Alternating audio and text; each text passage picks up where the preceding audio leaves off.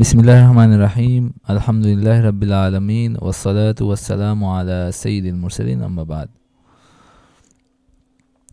আজকে আমরা পড়ব 11 নম্বর রুকু থেকে, সূরা নিসার 11 নম্বর রুকু থেকে। 11 নম্বর রুকুর আলোচ্য বিষয় হলো মানুষকে নয় আল্লাহকে ভয় করো, মৃত্যুর হাত থেকে কারো রেহাই নেই। রাসূলের আনুগত্য প্রকৃতপক্ষে আল্লাহরই আনুগত্য।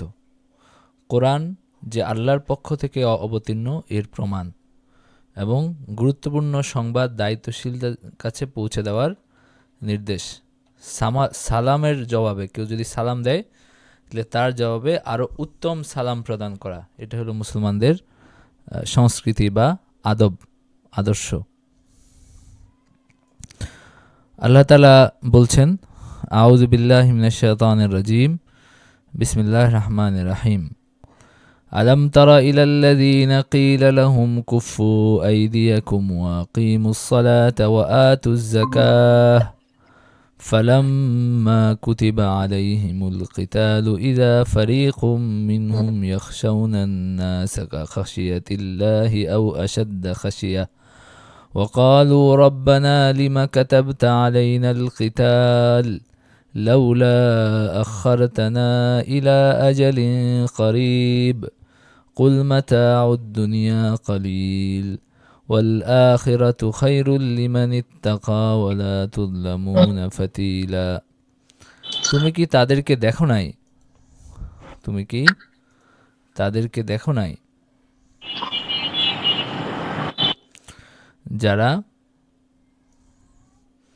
যাদেরকে বলা হয়েছিল তোমরা তোমাদের হস্ত সংবরণ করো। কুফু আইদিয়াকুম, তোমরা তোমাদের হস্ত সংবরণ করো। ওয়া আকিমুস সালাতা ওয়া আতুজ যাকা, এবং নামাজ কায়েম করো, যাকাত আদায় করো। ওয়া আতুজ যাকা, নামাজ কায়েম করো, যাকাত দাও। এটা যাদেরকে বলা হয়েছিল তো তারা কি করছে? ফালাম্মা কুতিবা আলাইহিমুল কিতালু, এরপরে যখন তাদের উপর যুদ্ধের বিধান লেখা হলো, অন্য কিছু যতটুকুই তারা পারছে বা যতটুকুই তারা হলো পালন করছে, কিন্তু এই আয়াতের একটা শায়নুজুল আছে, সেটা হলো ইবনে আব্বাস রাদিয়াল্লাহু আনহু থেকে বর্ণিত। আব্দুর রহমান ইবনে আউফ এবং তার কিছু সঙ্গী নবীজির কাছে আসলেন মক্কায়। ফাকালু, তখন তারা বললেন যে, হে আল্লাহর নবী, আমরা যখন মুশরিক ছিলাম তখন আমরা শক্তিশালী ছিলাম, প্রতাপশালী ছিলাম। যখন আমরা ঈমান আনলাম তখন আমরা খুব দুর্বল অবস্থায় আছি। তো তখন তিনি বললেন যে, আমাকে নির্দেশ দেওয়া হয়েছে আমি যেন ক্ষমা করে দেই এবং আমি যেন আমার কওমের সাথে যুদ্ধে লিপ্ত না হই। তো তার মানে কি, আল্লাহ তাআলা তখন তাদেরকে নির্দেশ দিয়েছেন তারা যেন কোনোভাবেই না করে, কি যেন লড়াই না করে, মক্কার মুশরিকদের উপরে কোনো ধরনের আঘাত না করে, তাদেরকে বাধা না দেয়। তা একটা দীর্ঘ সময় এই নির্দেশ দিয়ে রাখা হয়েছিল। কুফু আইদিয়াকুম, তোমাদের হস্ত সংবরণ করো। তার মানে কি, হলো যে তোমরা তাদের উপর কোনো রকম আঘাত করো না, তাদের সাথে কোনো রকম সংঘাতে অবতীর্ণ হও না, বরং তোমরা যাকাত দাও, তোমরা নামাজ কায়েম করো। এই অবস্থায় ছিল। তো যখন আল্লাহ তাআলা মুসলমানদেরকে মদিনায় নিয়ে গেলেন তখন তিনি যুদ্ধের নির্দেশ দিলেন। তো এই সূত্রে আল্লাহ তাআলা বলছেন যে, আলাম তারা ইলাল্লাযীনা ক্বিলা লাহুম কুফু আইদিয়াকুম, তখন সবাই চাচ্ছিল যুদ্ধ, কিন্তু আল্লাহ তাআলা নিষেধ করছেন যে এখন যুদ্ধ করা প্রয়োজন না, এখন ক্ষমা করো এবং করো। কিন্তু তখন অনেকেই চাচ্ছিলেন, এবং ওনারা যে পরবর্তীতে যুদ্ধের বিপক্ষে ছিলেন তা না, কিন্তু কিছু মানুষ যুদ্ধে তারা অনীহ ছিল আর কি।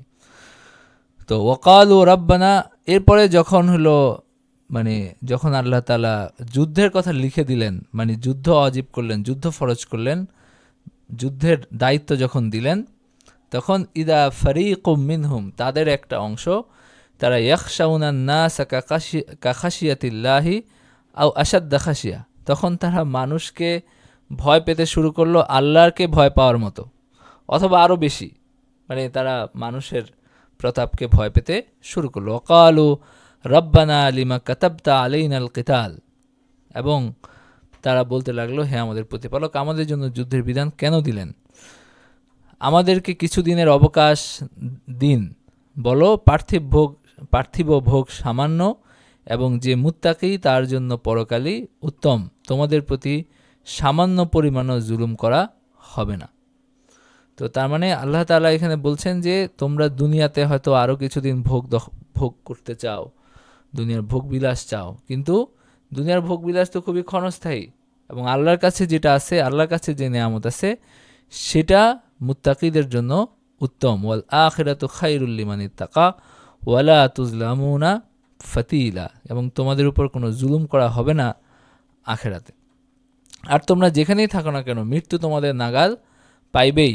এমনকি সুদৃঢ় দুর্গে অবস্থান করলেও যদি তাদের কোনো কল্যাণ হয়, তবে তারা বলে ইহা আল্লাহর নিকট হইতে, মানে এমনকি সুদৃঢ় দুর্গে অবস্থান করলেও কি হবে? মৃত্যু অবশ্যই হবে। যদি তাদের কোনো কল্যাণ হয়, তবে তারা বলে এটা আল্লাহর পক্ষ থেকে, আর যদি তাদের কোনো অকল্যাণ হয়, তবে তারা বলে এটা তোমার নিকট হইতে, বলো সব কিছুই আল্লাহর নিকট হইতে। এই সম্প্রদায়ের হইল কি যে তারা একেবারেই কোনো কথা বুঝে না, মানে তারা কি করে, ভালো কিছু হইলে আল্লাহর পক্ষ থেকে বলে, আর খারাপ কিছু হইলে তারা হয়তো নবীজিকে দোষারোপ করতে চায়। তো বলো যে সব কিছু আসলে আল্লাহর পক্ষ থেকে হয়, আল্লাহর ফয়সালাই সব কিছু হয়। এবং ফামা লিহা উলা ইল কাউমিলা ইয়াকাদুনা ইয়াফকাহুনা হাদিসা, তারা তো কিছুই বুঝতে চায় না। আল্লাহ তাআলা এটা বললেন। কল্যাণ যা তোমার হয় তা আল্লাহর নিকট থেকে, এবং অকল্যাণ যা হয় তা তোমার নিজের কারণে, এবং তোমাকে মানুষের জন্য রাসূল রূপে প্রেরণ করেছি, সাক্ষী হিসেবে আল্লাহ তাআলাই যথেষ্ট। মা আসাবাকা মিন হাসানাতিন ফামিনাল্লাহি ওয়া মা আসাবাকা মিন সাইয়্যাতিন ফামিন নাফসিক ওয়া আরসালনাকা লিন-নাসি রাসূলান ওয়া কাফা বিল্লাহি শাহীদা।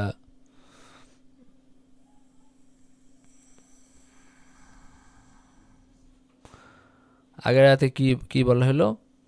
ওয়া ইন তুসিবহুম হাসানাতুন ইয়াকুলু হাযিহি মিন ইনদিল্লাহ, যদি তাদের কোনো কল্যাণ হয় তবে তারা বলে এটা আল্লাহর পক্ষ থেকে, আর যদি তাদের কোনো অকল্যাণ হয় তবে তারা বলে এটা তোমার নিকট হইতে। ইয়াকুলু হাযিহি মিন ইনদিক কুল কুল্লুম মিন ইনদিল্লাহ, সব কিছুই আল্লাহ তাআলার পক্ষ থেকে। এরপর আল্লাহ তাআলা বলতেছেন, কল্যাণ যা তোমার হয় তা আল্লাহর নিকট থেকে, এবং অকল্যাণ যা তোমার হয় তা তোমার নিজের কারণে, এবং তোমাকে মানুষের জন্য আমি রাসূল রূপে প্রেরণ করেছি, সাক্ষী হিসেবে আল্লাহ তাআলাই যথেষ্ট। আমি একটু দেখি যে এখানে মুফাসসির কেরাম কীভাবে জিনিসটা ব্যাখ্যা করলেন।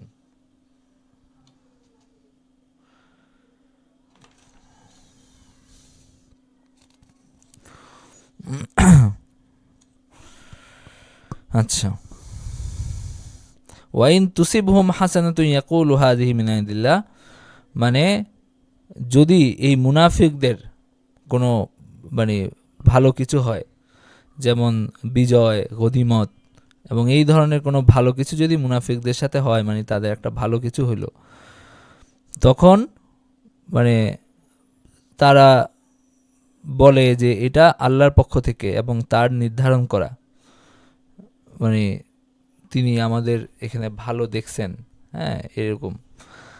আর যদি হলো খারাপ কিছু হয়, যেমন পরাজয় হলো অথবা দুর্ভিক্ষ দেখা দিল, বলে যে এটা আমরা যে মুহাম্মদ সাল্লাল্লাহু আলাইহি ওয়াসাল্লামকে অনুসরণ করেছি এই কারণে এরকম হয়েছে, মানে মুহাম্মদ সাল্লাল্লাহু আলাইহি ওয়াসাল্লামকে অনুসরণ করছি দেখে আমরা যে তার দ্বীনের মধ্যে প্রবেশ করছি, মানে মুহাম্মদের অভিশাপ, মানে হলো তিনি যে আমাদের এখানে আসছেন এবং আমরা তার অনুসারী হয়েছি, এই কারণে এই অভিশাপে আমাদের এই ঘটনাগুলো ঘটছে, মানে আমরা আগের আমাদের বাপ দাদার দিন ছেড়ে দিছি দেখে এরকম হয়েছে। তো কুল কুল্লুম মিন ইনদিল্লাহ, বলো যে, এবং এরকম কথা ফেরাউনের মানে ইয়ার সময় মুসা আলাইহিস সালামের অনুসারীরাও বলতো, ওয়াইন তুসিবহুম সাইয়্যাতুন ইয়াতাইয়ারু বিমূসা ওয়া মাম্মা, মানে ফেরাউনের ইয়ারা যদি খারাপ কিছু হতো বলতো যে মুসা এবং তার অনুসারীদের কারণে এরকম হচ্ছে, দুর্ভিক্ষ হচ্ছে, এরকম মানে অনাবৃষ্টি হচ্ছে, ফসল ফলতেছে না, এগুলা এই অশুভ প্রভাবের কারণে, মুসা এবং তার অনুসারীদের অশুভ প্রভাবের কারণে এরকম হচ্ছে। এটা কোরআনে আরেক জায়গায় আছে। তো এইখানে আল্লাহ তাআলা এই মুনাফিকদের স্বভাব হিসাবে এটা বলতেছেন যে তাদের মধ্যে এরকম স্বভাব আছে। বলো কুল কুল্লুম মিন ইনদিল্লাহ, মানে ভালো এবং মন্দ তাকদীর এটা আল্লাহ তাআলার পক্ষ থেকে আসে। ভালো মন্দ তাকদীর এটা আল্লাহ তাআলার পক্ষ থেকে আসে। হাসানা এবং সাইয়্যা, ভালো উত্তম, এবং সাইয়্যা যেটা মানে খারাপ কিছু, এটা সব কিছুই আল্লাহ তাআলার পক্ষ থেকে। তিনি এটা সৃষ্টি করেন এবং তিনি মানুষকে প্রতিফল দেন, কখনো খারাপ কাজের কারণে খারাপ প্রতিফল দেন, ভালো কাজের কারণে ভালো প্রতিফলও দেন।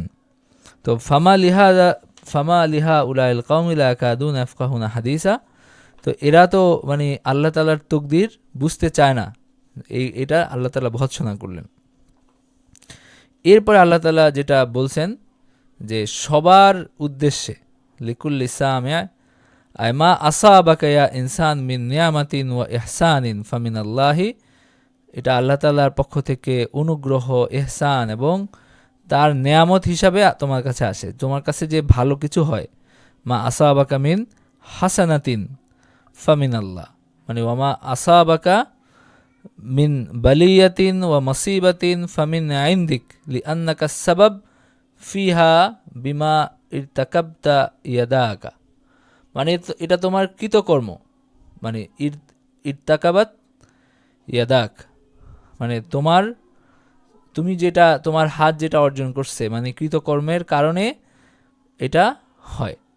এই যে আল্লাহ তাআলা যেমন আরেক আয়াতে বলছেন, ওয়ামা আসাবাকুম মিন মুসিবাতিন ফাবিমা কাসাবাত আইদিকুম ওয়া ইয়াফু আন কাসীর, মানে তোমাদের উপরে যে মুসিবত আসে, ফাবিমা কাসাবাত আইদিকুম, এটা তোমাদের কর্মফল, এবং আল্লাহ তাআলা অনেক কিছু ক্ষমা করে দেন। আল্লাহ তাআলা চাইলে ক্ষমা করে দিতে পারেন, কিন্তু যেটুক আসে সেটুক আসলে তোমাদের কর্মফলের কারণে আসে। এটা হলো মূল বিষয়। তা আল্লাহ তাআলা অনেক কিছুই ক্ষমা করে দেন, কিন্তু এরপরও যেটুক আসে এইটুক তোমাদের কর্মফলের কারণে আসে। তো এইখানে আল্লাহ তাআলা এটা বলতেছেন যে এটার সবব হইলা তুমি, মানে ফামিন আইন দিক মানে কি, মানে প্রত্যেকের মানে করা, প্রত্যেককে এর আগে কি করা হয়েছে এর আগের আয়াতে, সেখানে বলা হয়েছে যে সব কিছু আল্লাহর পক্ষ থেকে আসে, আল্লাহই সৃষ্টি করেন, এবং নবীজিকে তারা যে দায়ী করতেছে যে নবীজির অনুসরণ করার কারণে এরকম হয়েছে, বা নবীজির মানে এখানে অবস্থানের কারণে এরকম হয়েছে, এটার আল্লাহ তাআলা নিষেধ করছেন যে এটা তো সঠিক না। কিন্তু এবার সবাইকে উদ্দেশ্য করে আল্লাহ তাআলা বলতেছেন যে বলো যে ভালো কিছু হয়েছে আল্লাহ তাআলার পক্ষ থেকে হয়েছে, খারাপ কিছু হয়েছে আল্লাহ তাআলার পক্ষ থেকে হয়েছে, কিন্তু আমার কৃতকর্মের কারণে হয়েছে। তো এটাই হলো দুই আয়াতের মধ্যে পার্থক্য। আপনারা বাংলায় পড়লে হয়তো অনেকে মনে করবেন যে কী ব্যাপার, আগের আয়াতে যেটা বলা হচ্ছে পরের আয়াতে আবার উল্টা বলা হচ্ছে। উল্টা বলা হচ্ছে না, বরং অন্য কিছু বলা হচ্ছে আর কি। তো ওয়ামা আসাবাকুম মিন মুসিবাতিন ফাবিমা কাসাবাত আইদিকুম ওয়া ইয়াফু আন কাসীর।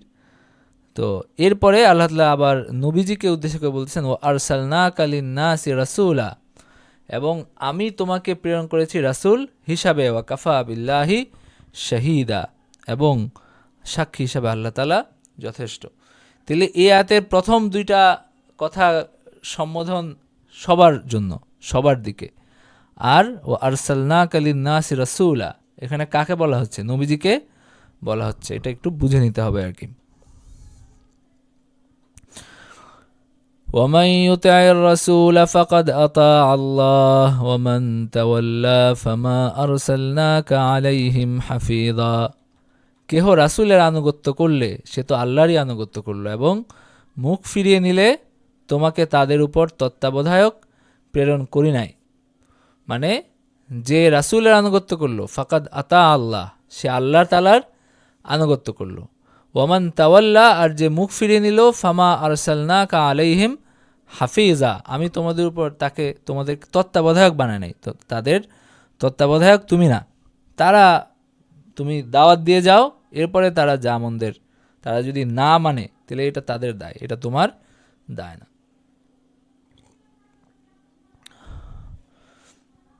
যারা বলে যে আমরা আনুগত্য করি, তোমার আনুগত্য করার প্রতিশ্রুতি দেয়, ফাইজা বারাজু মিন ইনদিক, এরপরে তারা যখন তোমার কাছ থেকে চলে যায় তখন রাতে তাদের একদল যা বলে তার বিপরীত পরামর্শ করে। তারা যা রাত্রে পরামর্শ করে আল্লাহ তা লিপিবদ্ধ করে রাখেন, সুতরাং তুমি তাদেরকে উপেক্ষা করো এবং আল্লাহর প্রতি ভরসা করো, কর্মবিধায়ক হিসাবে আল্লাহই যথেষ্ট। মানে মুনাফিকদের কথা বলা হচ্ছে আর কি। তবে কি তারা কোরআন সম্বন্ধে অনুধাবন করে না? ইহা যদি আল্লাহ ব্যতীত অন্য কারো নিকট থেকে আসতো তবে এতে অনেক অসঙ্গতি তারা দেখতে পাইত। যখন শান্তি অথবা শঙ্কার কোনো সংবাদ তাদের নিকট আসে তখন তারা এটা প্রচার করে থাকে, যদি তারা তা রাসূল কিংবা তাদের মধ্যে যারা ক্ষমতার অধিকারী তাদের গোচরে আনত, তবে তাদের মধ্যে যারা তথ্য অনুসন্ধান করে তা তার যথার্থতা নির্ণয় করতে পারত এবং তোমাদের প্রতি আল্লাহর অনুগ্রহ এবং দয়া না থাকিত যদি, তবে তোমাদের অল্প সংখ্যক ব্যতীত সকলেই শয়তানের অনুসরণ করতো। তো আল্লাহ তাআলা এখানে একটা ফিতনার কথা বলতেছেন যে কোনো একটা খবর কেউ নিয়ে আসছে, এই খবরটা তারা মানে পাইলো আর সাথে সাথে সবাইকে বলে বেড়াইতে থাকে যে এটা হয়েছে, এটা হয়েছে, বা এই দল আসতেছে, ওইটা হচ্ছে।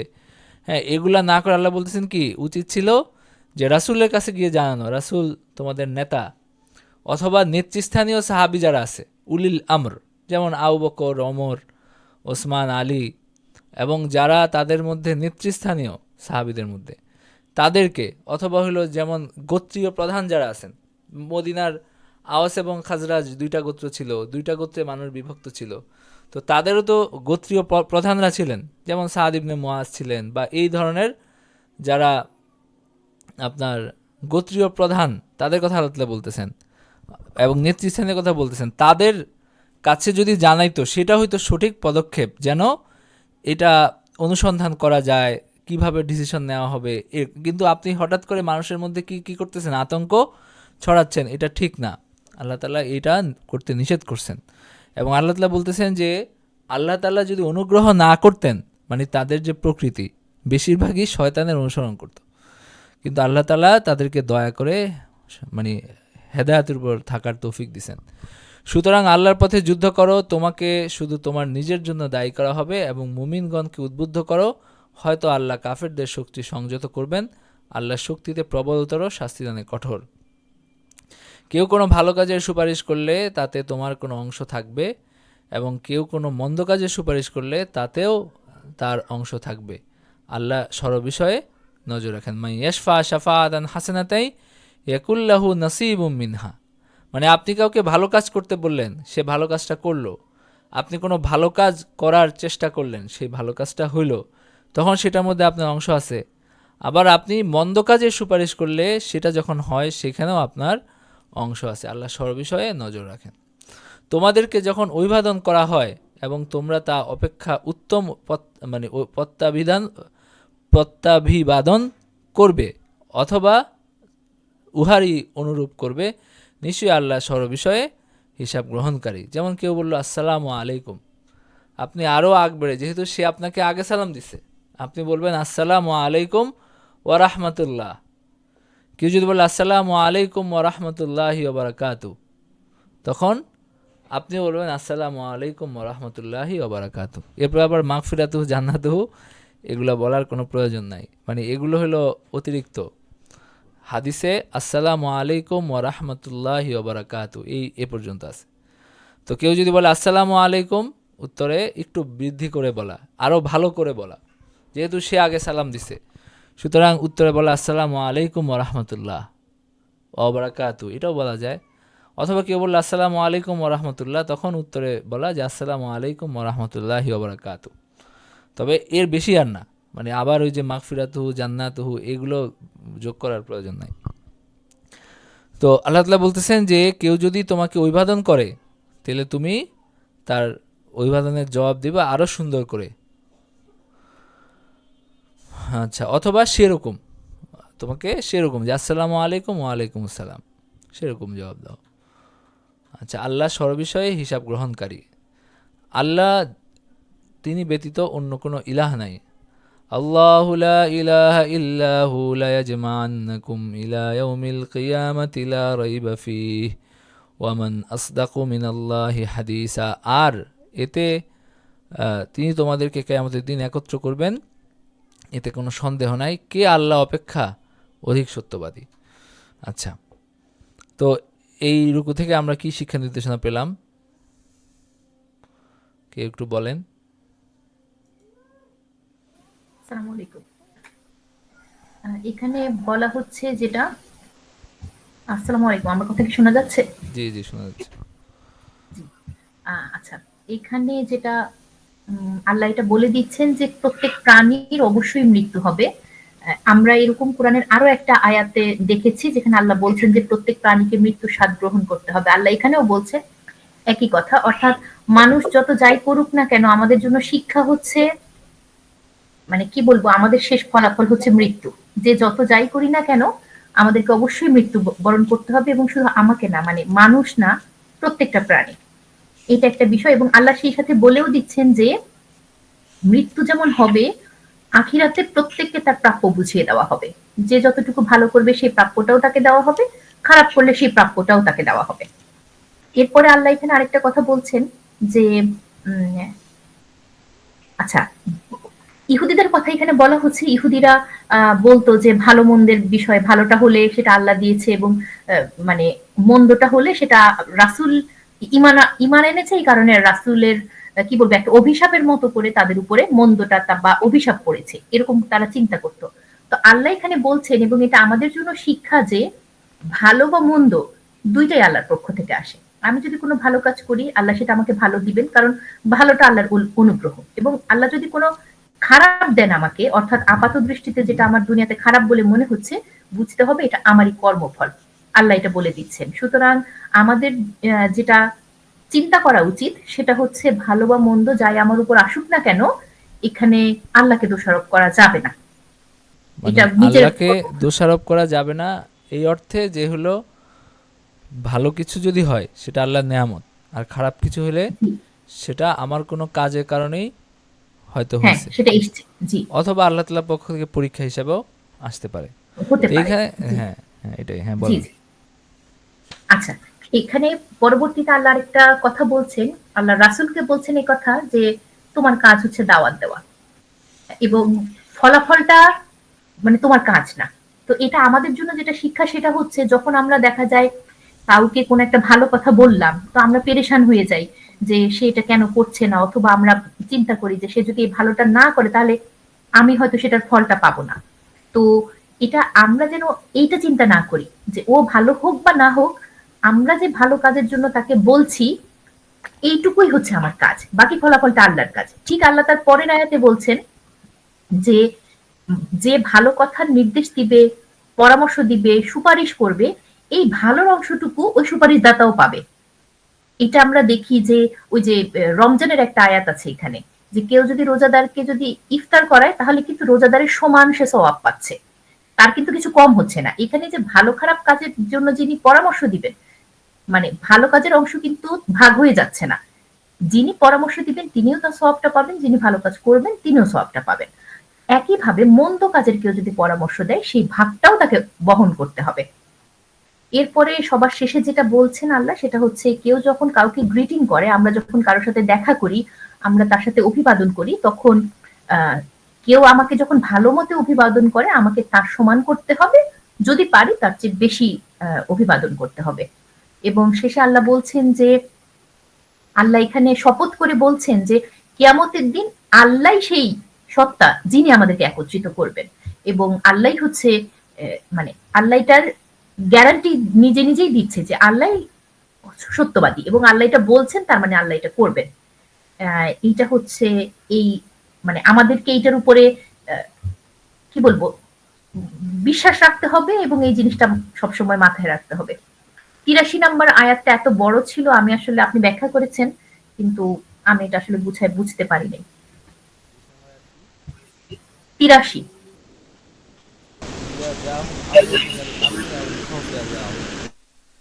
মানে যখন তাদের কাছে নিরাপত্তা বা শঙ্কার কোনো সংবাদ আসে, মানে একটা মানে হঠাৎ করে একটা সংবাদ আসলে কে শত্রু আসতেছে, অথবা হলো কেউ চক্রান্ত করতেছে, বা অমুক গোত্র মানে যুদ্ধে আসতেছে, এই ধরনের কিছু আর কি। মানে এরকম যে কোনো একটা জিনিস যেটা সবাইকে শঙ্কিত করবে, সবাইকে নিরাপত্তাহীনতায় ভোগাবে, এরকম নিরাপত্তা বা শঙ্কার কোনো সংবাদ আসে, তখন তারা তা প্রচার করে মানে তখন তারা একান ওকান করে সারা মদিনা ধরেন ছড়া পড়লো যে এটা হচ্ছে। কিন্তু তাদের দায়িত্ব ছিল কি? তাদের দায়িত্ব ছিল নবীজির কাছে বলা অথবা দায়িত্বশীলদের কাছে বলা, যেন এই সংবাদটা মানে তারা যেন যাচাই করতে পারেন এবং যেই পদক্ষেপ সেটা তারা গ্রহণ করতে পারেন। তো এটা তো সবাইকে জানায়, সবাইকে একটা হলো আশঙ্কার মধ্যে ফেলানোর কোনো প্রয়োজন নেই, সেটা মূলত বলা হচ্ছে এখানে। ক্লিয়ার হয়েছে? জি জি জি, এবার বুঝছি। আচ্ছা, আচ্ছা। তো এখানে ভালো কাজের সুপারিশ করা উচিত। ভালো কাজ, সেই সুপারিশ দ্বারা সেই কাজের সে সওয়াবের অংশ পায়। যদি সুপারিশ গ্রহণ করা নাও হয়, মানে ভালো কাজ, মানুষকে ভালো কাজ করতে বলা এবং যে কোনো ক্ষেত্রে একটা ভালো সুপারিশ করা। যেমন আমরা বলতে পারি যে সামনে যে ইলেকশন আসছে, সেই ইলেকশনে ভোট দেওয়াটাও কি একটা সুপারিশ হলো আমাদের ফর্মে এটা একটা সুপারিশ হলো যে এটা হোক। তো সেখানে ভালো সুপারিশটা দিলে সেটা আমার জন্য ভালো। যদি ভালো মন্দ দুই রকম থাকে, যদি দুইটাই মন্দ হয়, সেখানে অধিকতর যে মন্দ, মানে অধিকতর যেটা ভালো, দুইটা তুলনামূলক ভালো, সেখানে আপনার ইয়াটা করা উচিত। তো এই ভোট আসলে কি একটা মানে ইয়া আমাদের পক্ষ থেকে একটা রায় যে এটা হোক। তো আল্লাহ তাআলা বলছেন যে ভালো মন্দ এটা আপনার ভালো সুপারিশ করলে সেটার প্রতিদান মানুষ পাবে, এবং খারাপ সুপারিশ করলে সেটার জন্য সে দায়ী হবে। সালামের উত্তর প্রদানের ক্ষেত্রে সালামে যতটুকু বাক্য বলা হয়েছে ততটুকু বলে উত্তর দেওয়া, বা তার চেয়ে উত্তম বা বেশি শব্দ যোগ করে উত্তর দেওয়া, হ্যাঁ, এই কথাটাও এখানে আছে। এবং সে মানে সমান সমানও করতে পারে, তো এটাও আমরা বলছি। তো এগুলো ছিল মূলত এই আয়াতের শিক্ষা। আর আল্লাহ সব হিসাব গ্রহণ করবেন আমলের, এটাও আছে, এবং সবাইকে প্রতিদান দেওয়া হবে। 12 নম্বর রুকুর আলোচ্য বিষয় কি? 12 নম্বর রুকুর আলোচ্য বিষয় হলো যে মুনাফিক এবং মুনাফিকদের বিরুদ্ধে, মুনাফিকি এবং মুনাফিকদের বিরুদ্ধে সংগ্রাম, এটা হলো 12 নম্বর রুকুর আলোচ্য বিষয়। তো আল্লাহ তাআলা বলতেছেন, তোমাদের কি হলো যে তোমরা মুনাফিকদের সম্পর্কে দুই দল হইয়া গেলে, যখন আল্লাহ তাদেরকে তাদের কৃতকর্মের জন্য পূর্বাবস্থায় ফিরাইয়া দিয়াছেন। আল্লাহ যাকে পথভ্রষ্ট করেন, তোমরা কি তাকে সৎপথে পরিচালিত করতে চাও? এবং আল্লাহ কাউকে পথভ্রষ্ট করলে তুমি তার জন্য কোনো পথ পাইবে না। তো মুনাফিকদের ব্যাপারে কঠোর এবং নম্র হওয়া নিয়ে কি হয়েছিল? সাহাবীদের মধ্যে মতানৈক্য হয়েছিল, কারণ তারাও তো তাদের গোত্রেরই কেউ না কেউ। মানে মদিনার যে দুইটা গোত্র, আওস এবং খাজরাজ, মানে তাদের মধ্যে কি ছিল, যদিও তাদের পুরনো শত্রুতা দ্বন্দ্ব একেবারে শেষ হয়ে যায় নাই, মানে একেবারে ইয়া হয়ে গেছিল, যদিও পুরনো শত্রুতা দ্বন্দ্ব সেভাবে ছিল না, কিন্তু এরপরও কি থাকে, একটা সজাত্যবোধ থাকে যে সে আমার গোত্রের। তো দেখা গেছে যে এই গোত্রের যারা মুনাফিক, তারা তাকে একটু সেভ করতে চাচ্ছে বা রক্ষা করতে চাচ্ছে। আবার ওই গোত্রের, মানে তারা নিজেরা সাচ্চা মুসলমান ইমানদার, কিন্তু তাদের গোত্রের, ঠিক আছে, মানে ধরেন কেউ আমার গোত্রের একজনের কথা বললো যে অমুক তো এটা করছে, তখন তারা বললো তোমার গোত্রের অমুক তো এটা করছে, তো তার ব্যাপারে তুমি কি বলো? মানে হলো কি, তাদের মধ্যে একটু মতানৈক্য ছিল যে তাদের ব্যাপারে কি পদক্ষেপ নেওয়া হবে, যেহেতু তারা স্পষ্টভাবে কাফের না বা মুসলমানও না, তারা মানে খুবই জ্বালাতন করছে নবীজিকে এই মদিনার মুনাফিকরা তারা অনেক যন্ত্রণার কারণ হয়েছে, কিন্তু নবীজি সাল্লাল্লাহু আলাইহি ওয়াসাল্লাম তাদের ব্যাপারে কখনো কোনো চূড়ান্ত কোনো পদক্ষেপ নেন নাই, এবং তিনি আজীবন এটা নেন নাই। মানে মদিনার কোনো মুনাফিককে তিনি মৃত্যুদণ্ড দিয়েছেন অথবা তাকে মদিনা থেকে বের করে দিয়েছেন, এরকম তিনি কখনো এটা হয় নাই, করেন না, একদম শেষ জীবন পর্যন্তই করেন না। এবং নবীজিকে প্রশ্ন করা হয়েছিল যে আপনি মুনাফিকদের ব্যাপারে কেন কোনো শক্ত পদক্ষেপ নেন না। তিনি বলছিলেন যে আরবের মানুষ বলবে যে আমি মুহাম্মদ এখন নিজের সঙ্গীদেরকে হত্যা করছে, মানে এটা একটা ভুল মেসেজ যাবে মানুষের কাছে। তো সুতরাং এটা কি, মানে মানুষ আমাদের ব্যাপারে ভুল বুঝবে। তো নবীজি সাল্লাল্লাহু আলাইহি ওয়াসাল্লাম তাদেরকে কখনো অনেক বেশি শাস্তি দেন নাই, তারা অনেক কিছু করছে। এই যে হযরত আয়েশার ব্যাপারে যে আপনার ইফকের যে ঘটনা, হযরত আয়েশার ব্যাপারে অপবাদ দেওয়া, এটা নিয়ে মদিনায় একটা ধূম্রজাল, মানে এমন একটা বিশৃঙ্খলতা সৃষ্টি করছে যে মানে একটা বিরাট ক্যাচাল। তো এরপরেও মানে নবীজি সাল্লাল্লাহু আলাইহি ওয়াসাল্লাম তাদেরকে কত বেশি শাস্তি বা অনেক বেশি কঠোর তাদের ব্যাপারে হন নাই। তো আল্লাহ তাআলা বলতেছেন যে মুমিনরা কেন এই মুনাফিকদের ব্যাপারে তারা মানে দ্বিধাদ্বন্দ্ব তাদের মধ্যে কেন থাকবে।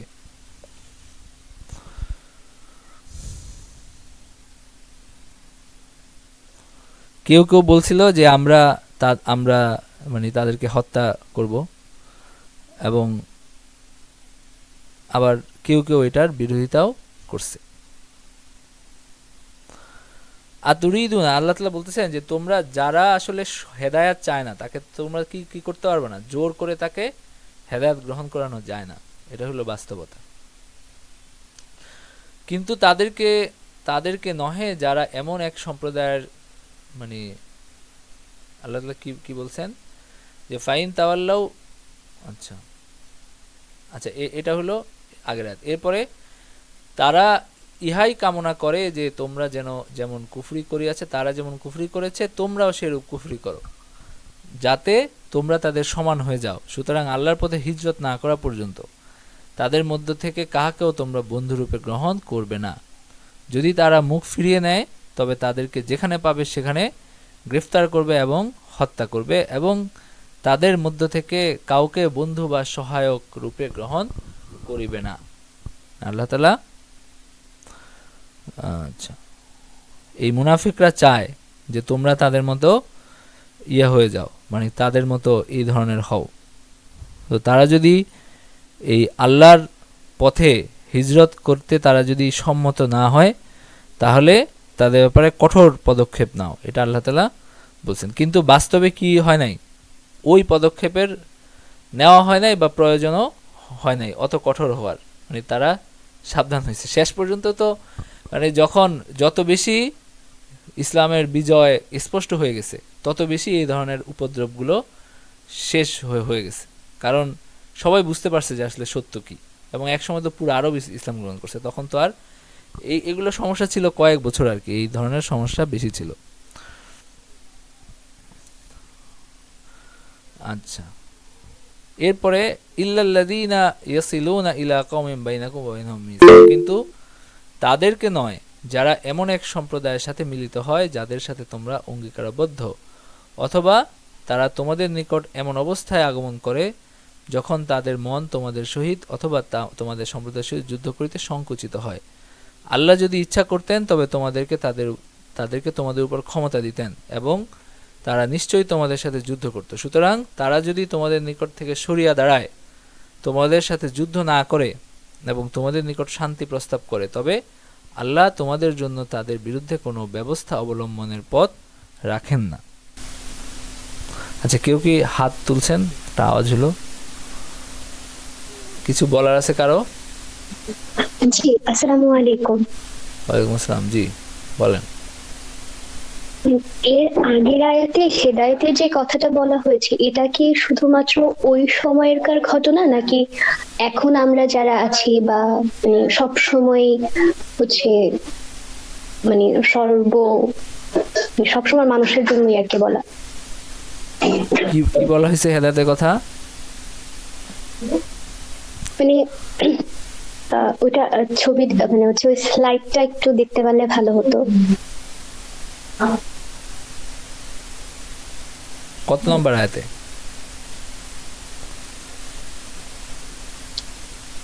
না উপরে না, 90 থেকে 91। হ্যাঁ এখানে তো হলো আপনার, এখন আমরা পড়তেছি আর কি, এটা এখনো তো এটা শেষ করি না, আমরা 90 নম্বর আয়াতে আছি। এর আগে নাকি এই আয়াতে? হ্যাঁ হ্যাঁ এখানে মানে ওই যে সম্ভবত তার আগের আয়াত, 88 নাম্বার আয়াতে হেদায়েতের কথা আছে, সম্ভবত ওইটার কথা বলছেন উনি।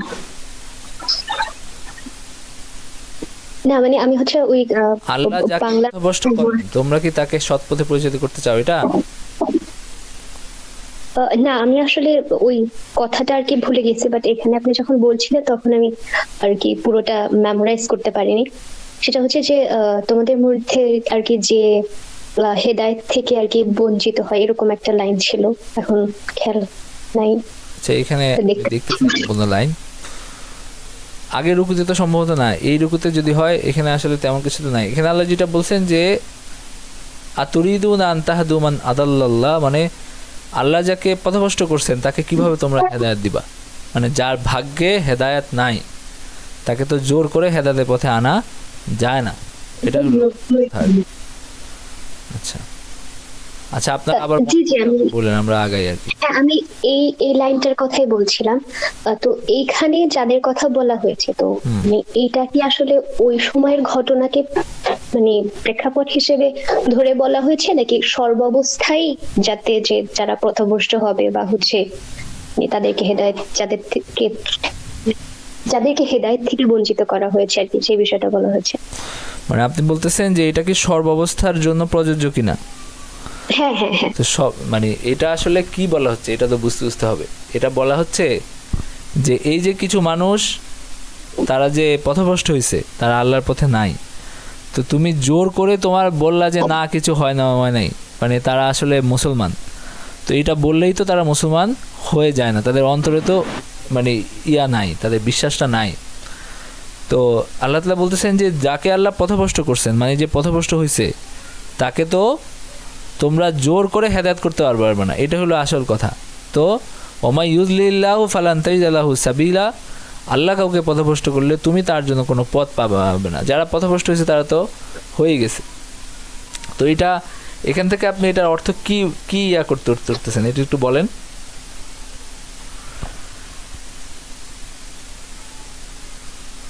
মানে এখানে আপনার প্রশ্নটা কি? আমি ক্লিয়ার হয়েছি, আমি হয়তো প্রশ্নটা ক্লিয়ার কি বলতে পারিনি, বাট আপনার কথাতে আমি বুঝতে পেরেছি এখন। আচ্ছা, এখানে এরকম কিছু না যে মানে যারা কাফের তারা হলো আর হেদায়েত পাবে না, বা তাদেরকে হেদায়েতের কথা বলার প্রয়োজন নেই, বিষয়টা এরকম না। বিষয়টা হলো যে আপনার হলো আল্লাহ তাআলা যদি ফয়সালা করে রাখেন যে তারা পথভ্রষ্ট হবে, মানে তাদের কৃতকর্মের কারণে আল্লাহর কাছে যদি এটা লেখা হয়ে থাকে, বা যদি সিদ্ধান্ত এরকম হয় যে তারা পথভ্রষ্ট থাকবে, তো তাকে তো জোর করে মুমিন বানানো যাবে না। তো এটা আল্লাহ তাআলা বলছেন যে আফসোস করে লাভ নাই, যারা এরকম অবস্থা তাদের ব্যাপারে কি করতে হবে, তারা যদি মুসলমানদের ক্ষতির কারণ হয় তাহলে তাদের ব্যাপারে কঠোর পদক্ষেপ নিতে হবে। মানে এত বোঝানোর পরেও যদি হলো মানুষ যদি ঈমান না আনে, যদি এই ধরনের অপতৎপরতা চালিয়ে যায় আর কি, তাহলে তো আপনি জোর করে যে দেখে বলেন যে না তারা ঠিক আছে ভালো আছে, এটা বলে তো সমস্যার সমাধানটা হচ্ছে না, এটা হলো কথা আর কি। তো এরপরে এখানে কি আছে, তো তার কামনা করে এটা গেছে আমরা।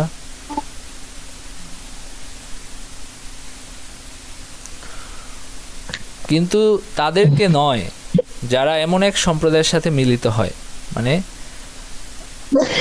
আল্লাহ তাআলা এর আগে কি বলছেন, তারা যদি মুখ ফিরিয়ে নেয় ফাকুহুম ওয়াকতুলুহুম হাইসু ওয়াজাতুমুহুম, তাদেরকে গ্রেফতার করো, হত্যা করো, এবং তাদের মধ্য থেকে কাউকে কোনো বন্ধু বা সহায়তা রূপে মানে সহায়ক রূপে যেন গ্রহণ করা না হয়, এটা আল্লাহ তাআলা।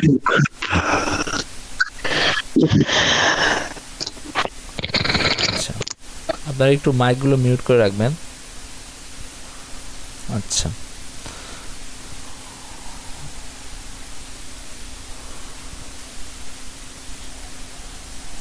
আচ্ছা, এরপরে আল্লাহ তাআলা যেটা বলছেন আর কি এখানে, ইল্লাল্লাযীনা ইয়াসিলুনা ইলা কওমিন বাইনাকুম ওয়া বাইনাহুম মিসাক, তবে যারা হলো মানে এমন কোনো কওমের কাছে তারা যায় যারা হলো তোমাদের সাথে চুক্তিবদ্ধ এবং তারা সেখানে প্রবেশ করে, মানে আপনার হলো এখানে কাদের কথা বলা হচ্ছে? কোনো চুক্তিবদ্ধ সম্প্রদায়ের কথা বলা হচ্ছে।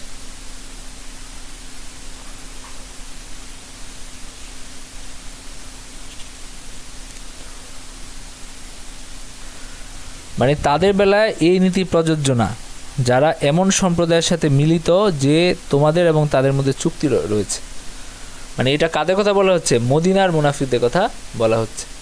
তো এখন বাইরের সম্প্রদায়, ধরেন যে গোত্রের সাথে তোমাদের চুক্তি আছে সেই গোত্রের কেউ যদি এই ধরনের হয় তাকে তো আবার মানে ধরা যাবে না, সেটা তো আলাদা, তার ব্যাপারে কি আলাদা বিধান প্রযোজ্য, সেটা আলাদা করে দেওয়া হচ্ছে।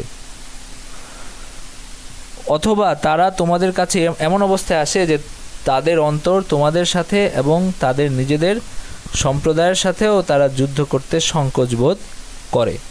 মানে বাইরের গোত্রের কেউ একজন আসলো, মুসলমানদের সাথে সে থাকতেছে, কিন্তু তার গোত্রের সাথে যখন যুদ্ধ হচ্ছে তখন আবার সে সেখানে যুদ্ধে অংশগ্রহণ করতে তারা সংকোচ বোধ করে, এরকম যদি হয়।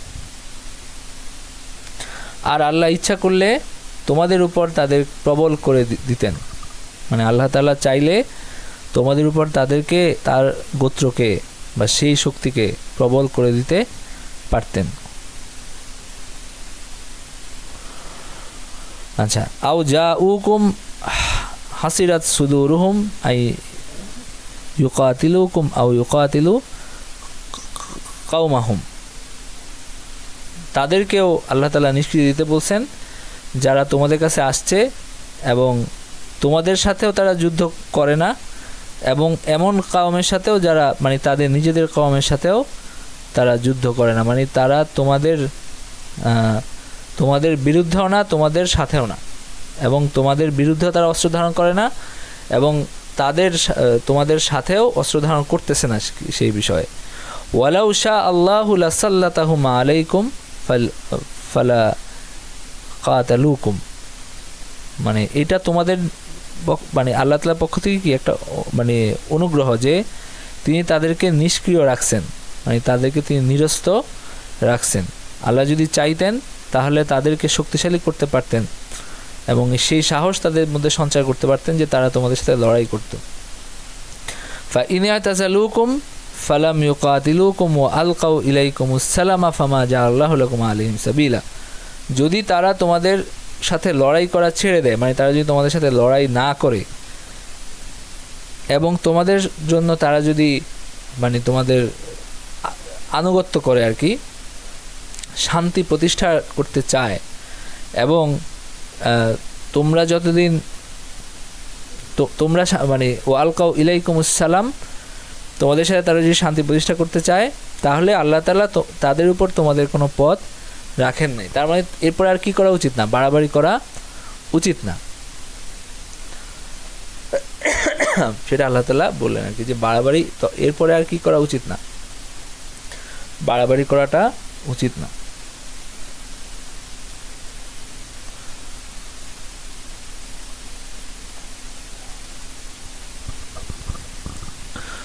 তো এখানে একটা প্রেক্ষাপট আছে। মক্কা থেকে কিছু মুশরিক লোক মদিনায় আগমন করে বলে, আমরা মুসলমান হয়ে হিজরত করে এসেছি এবং মদিনায় অবস্থান করতে চাই। কিছুদিন পর মদিনার আবহাওয়া তাদের জন্য প্রতিকূল, এই অজুহাত দিয়ে বনভূমিতে চলে যাওয়ার জন্য তারা নবীজির নিকট থেকে অনুমতি লাভ করে। তারপর তারা সেখান থেকে ধীরে ধীরে মক্কায় ফিরে যায় এবং নবীজির কাছে এই মর্মে পত্র লিখে যে মদিনার আবহাওয়া আমাদের স্বাস্থ্যের অনুকূল না হয় আমরা মক্কায় চলে এসেছি, সুতরাং আমাদের সম্পর্কে অশুভ ধারণা করবেন না, আমরা ইসলামের ধর্মেই আছি। এই সংবাদ পেয়ে কিছু সাহাবী তাদেরকে মুসলমান, আবার কেউ তাদেরকে কাফের বলতে শুরু করে। তখনই উক্ত আয়াত অবতীর্ণ হয়। এটা হলো আপনার দ্বিতীয় নাম্বার আয়াত সম্পর্কে বলা হচ্ছে।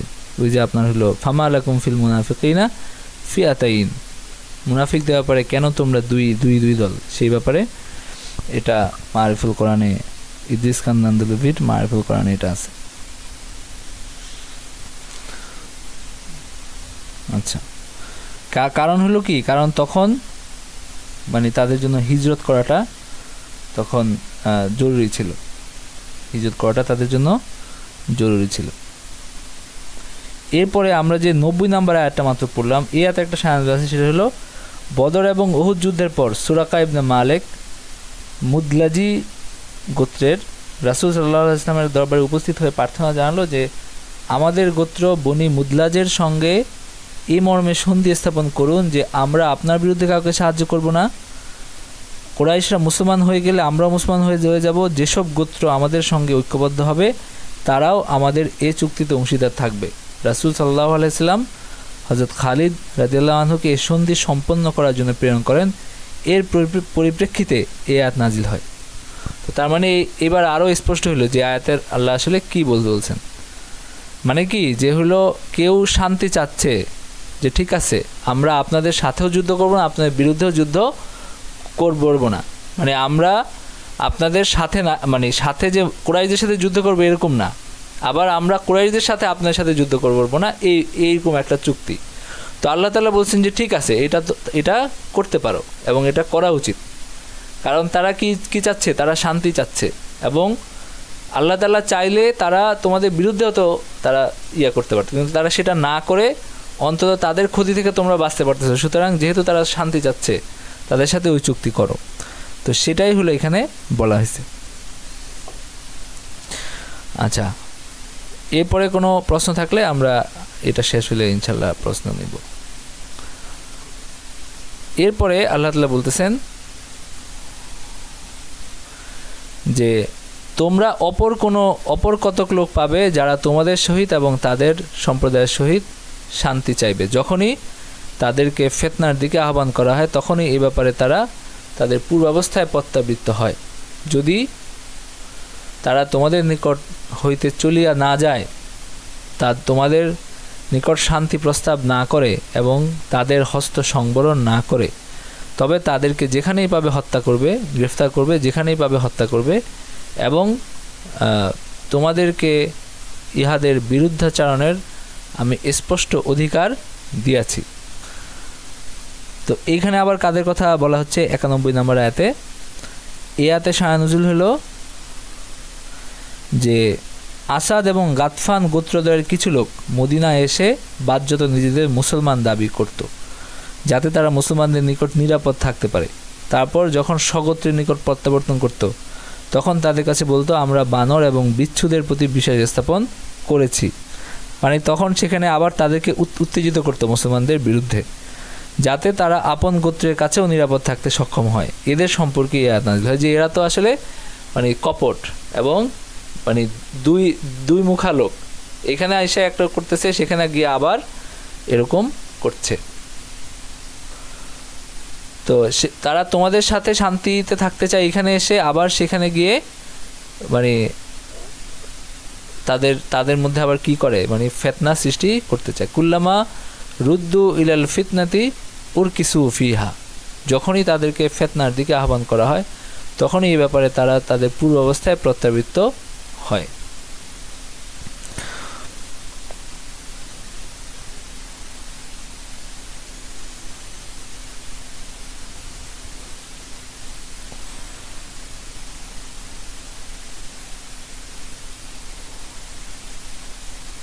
আবু সাউদ বলেন যে তারা হলো এমন একটা সম্প্রদায় যে তারা যখন মদিনায় আসতো, আবু সাউদ মানে কে, মানে তাফসিরে আবু সাউদের লেখক, একটা বিখ্যাত একটা তাফসির। তো যখন তারা মদিনায় আসতো তারা হলো মানে আপনার হলো ইসলাম গ্রহণের ব্যাপারটা জাহির করত, এবং যখন তারা তাদের কাওমের কাছে ফিরে যেত তখন তারা হলো আবার তাদের কুফরি জাহির করত। এবং যখনই তাদেরকে ডাকা হইতো যে তোমরা মুসলমানদের সাথে যুদ্ধ করো, তখন তারা সেখানে প্রত্যাবৃত্ত হইতো, মানে তারা মুসলমানদের বিরুদ্ধে যুদ্ধ করতো না এরকম না, বরং সেটাও তারা হলো কি, সেটাও তারা করতো।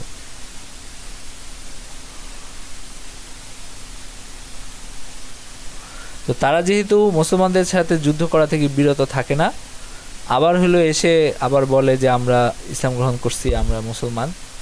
তো এই ধরনের দ্বিচারী লোকজন, এই কারণে আল্লাহ তাআলা বলছেন যে এদেরকে ছাড়া যাবে না বা এদেরকে শত্রু গণ্য করতে হবে। তো এইখানে মোটামুটি মুনাফিকদের বিভিন্ন ধরন সম্পর্কে এবং তাদের সাথে কি করা হবে এই ব্যাপারে আসলে দিক নির্দেশনা দেওয়া হয়েছে। তো কেউ বলেন এই রুকুর আসলে শিক্ষা নির্দেশনা কি? আসসালামু আলাইকুম। এখান থেকে আসলে আমরা যেটা শিখতে পাই যে যারা নিজেদের কৃতকর্মের জন্য আল্লাহর, মানে প্রথমের দিকের আয়াত যেটা, যারা নিজেদের কৃতকর্মের জন্য মানে আল্লাহ তাদেরকে হেদায়েত দিচ্ছে না বা গোমরাহ হয়ে গেছে, তো তাদেরকে আমরা আসলে কিছু করতে পারবো না, এটা তাদের নিজেদের কৃতকর্মের জন্যই। দ্বিতীয়ত বলা যেতে পারে যে যারা মুনাফিক টাইপের বা মুনাফিক, আমরা যদি বুঝতে পারি মুনাফিক, তাদেরকে কোনো ধরনের পরীক্ষা না করে সরাসরি বিশ্বাস না করা উচিত না। আর যদি মানে এটা আসলে যদি বর্তমান সময়ের কথাও বলি, আমাদের মানে আশেপাশেও থাকে দ্বিচারী মানুষ, তো তাদেরকে তো আমরা এইভাবে বলতে পারবো না। আল্লাহ রসুলের কাছে যেমন ওহী আসতো, আল্লাহ বলে দিত সবকিছু, আমাদের তো আর সেই উপায় নাই। তো সেই হিসেবে আমরা যদি বুঝতে পারি যে এর ভেতরে দ্বিচারিতার কোনো স্বভাব আছে, তো আমরা তাদেরকে পরীক্ষা করে মানে তাদেরকে আমরা মানে ওইভাবে বিশ্বাস করব না, তাদের থেকে একটু সতর্ক থাকতে পারি। আর আরেকটা শিক্ষা হতে পারে যে কেউ যদি শান্তির প্রস্তাব দেয় কোনো বিষয়ে, মানে বর্তমান সময়েও যদি মানে আমাদের ভিতরে তো কত সমস্যা হয়, বিভিন্ন মানুষ বা বিভিন্ন যাদের সাথে লাগে, তারা যদি আমাদের জন্য শান্তির কোনো প্রস্তাব দেয়, তো সেটা আমাদেরকে মানে গ্রহণ করতে হবে বা বিশ্বাস করতে হবে। আর আর কি আমার কাছে এতটুকুই মনে হলো। মানে এখানে মুনাফিকদের ব্যাপারে, কিছু মুনাফিকদের ব্যাপারে কঠিন নির্দেশনা দেওয়া হয়েছে। এরপরে আবার দুইটা দলকে সেখান থেকে আলাদা করা হয়েছে। একটা দল হলো যারা এমন কোনো সম্প্রদায়ের বাসিন্দা, এমন কোনো সম্প্রদায়ের সাথে তারা যুক্ত যার সাথে মুসলমানদের চুক্তি আছে, তাদের সাথে তো শান্তি বজায় রাখতে হবে। আরেকটা হলো যে তারা এমন অবস্থায় আসে যে তাদের অন্তর তোমাদের সাথে, কিন্তু তারা নিজেদের সম্প্রদায়ের সাথে যুদ্ধ করতে চায় না।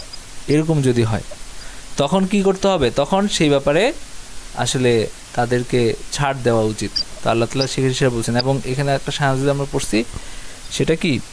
সেটা হলো যে তারা এসে বলছিল যে আমরা আপনাদের সাথে আছি, কিন্তু কুরাইশদের বিরুদ্ধে আপনাদের মানে সাথে যুদ্ধ করবো না, আবার কুরাইশদের সাথেও আপনাদের বিরুদ্ধে যুদ্ধ করবো না। তারা ছিল মদিনার কাছাকাছি বেদুইন গোত্র আর কি। তো তারা যুদ্ধ না করার মানে কি, মানে কুরাইশরা এখানে কোনো সাহায্য পাচ্ছে না মুসলমানদের বিরুদ্ধে মদিনার কাছাকাছি। তো সুতরাং আল্লাহ তাআলা তাদের সাথে কি করতে বলছেন? তাদের যেহেতু তারা শান্তি চায়, তাদের সাথে শান্তি প্রতিষ্ঠা করতে বলছেন। তো এইখানে আরেক সম্প্রদায়ের কথা বলছেন যে তারা হলো আসলে বিশ্বাসঘাতক আর কি। এসে বলে যে আমরা ঠিক আছে, আমরা হলো আপনাদের সাথে আছি, আবার নিজের কর্মের কাছে ফিরে যায়। এরপরে আবার যখন তাদেরকে আপনার হলো মানে তারা যখন আবার তাদেরকে নিজের যুদ্ধ করতে বলে মুসলমানদের বিরুদ্ধে, সেটাও তারা করতে রাজি। তো এরকম আর কি।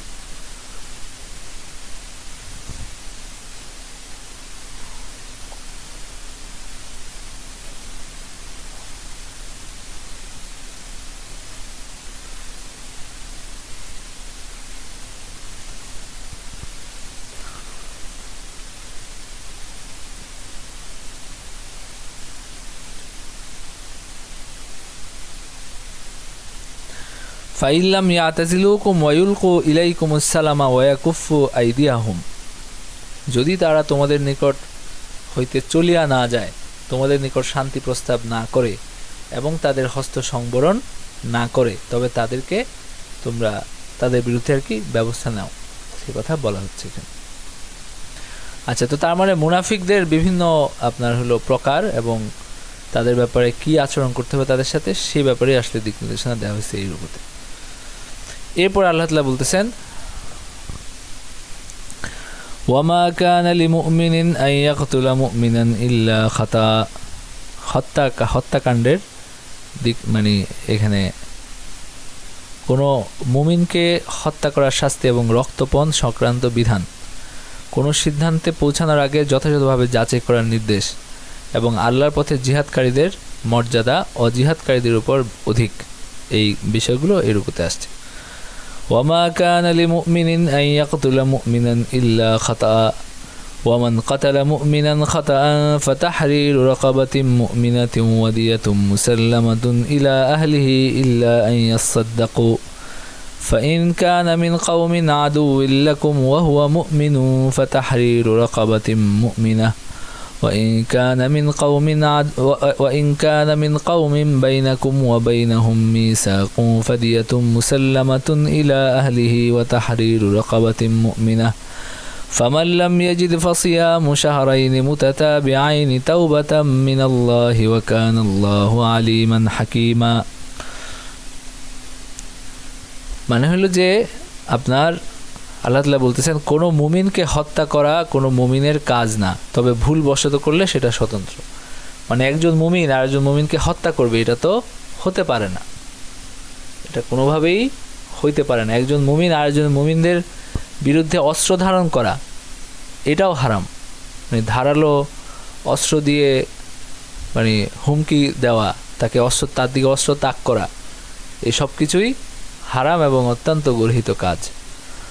তো এটা শুধু কি হইতে পারে, ভুলক্রমে যদি কেউ ভুলবশত করলে সেটা আলাদা, এবং কেউ কোনো মুমিনকে ভুলবশত হত্যা করলে এক মুমিন দাস মুক্ত করবে এবং তার পরিজনবর্গকে রক্তপণ অর্পণ করা বিধেয়, যদি তারা ক্ষমা করে, মানে তারা যদি রক্তপণ ক্ষমা করে না দেয় তাহলে রক্তপণ পরিশোধ করতে হবে। যদি সে তোমাদের শত্রুপক্ষের লোক হয় এবং মুমিন হয় তবে এক মুমিন দাস মুক্ত করা বিধেয়। فإن كان من قوم عدو لكم وهو مؤمن فتحرير رقبة مؤمنة যদি তারা তোমাদের শত্রুপক্ষের লোক হয় এবং মুমিন হয় তবে এক মুমিন দাস মুক্ত করা বিধেয়। আর যদি সে এমন এক সম্প্রদায়ভুক্ত হয় যার সাথে তোমরা অঙ্গীকারাবদ্ধ তবে তার পরিজনবর্গকে রক্তপণ অর্পণ এবং মুমিন দাস মুক্ত করা বিধেয়। এবং যে সঙ্গতিহীন সে একাদিক্রমে 2 মাস রোজা রাখবে, তওবার জন্য এটা আল্লাহর ব্যবস্থা এবং আল্লাহ সর্বজ্ঞ প্রজ্ঞাময়। তো তার মানে এইটাকে একটা তো রাষ্ট্রীয় বিষয়, আরেকটা হলো আল্লাহ তাআলার কাছে ক্ষমা পাওয়ারও একটা বিষয় আছে। মানে আল্লাহ তাআলার কাছে এটা একইভাবে মানুষের হক, আবার একই সাথে এটা কি আল্লাহ তাআলারও হক। তো এখানে ইয়াতে একটা শায়নুল আছে, আইয়াশ ইবনে রাবিয়া সম্পর্কে অবতীর্ণ হয়েছে, তিনি আবু জেহেলের সৎ ভাই ছিলেন। তিনি ইসলাম ধর্ম গ্রহণ করে মদিনায় হিজরত করলে তার মা তার শোকে পানাহার করা বর্জন করেন এবং তার প্রত্যাবর্তন ব্যতীত দানাপানি স্পর্শ করবে না বলে শপথ গ্রহণ করেন। তাই তার ভ্রাতাগণ মদিনায় গমন করে বিভিন্ন শর্ত সাপেক্ষে আইয়াশকে মক্কায় নিয়ে আসে,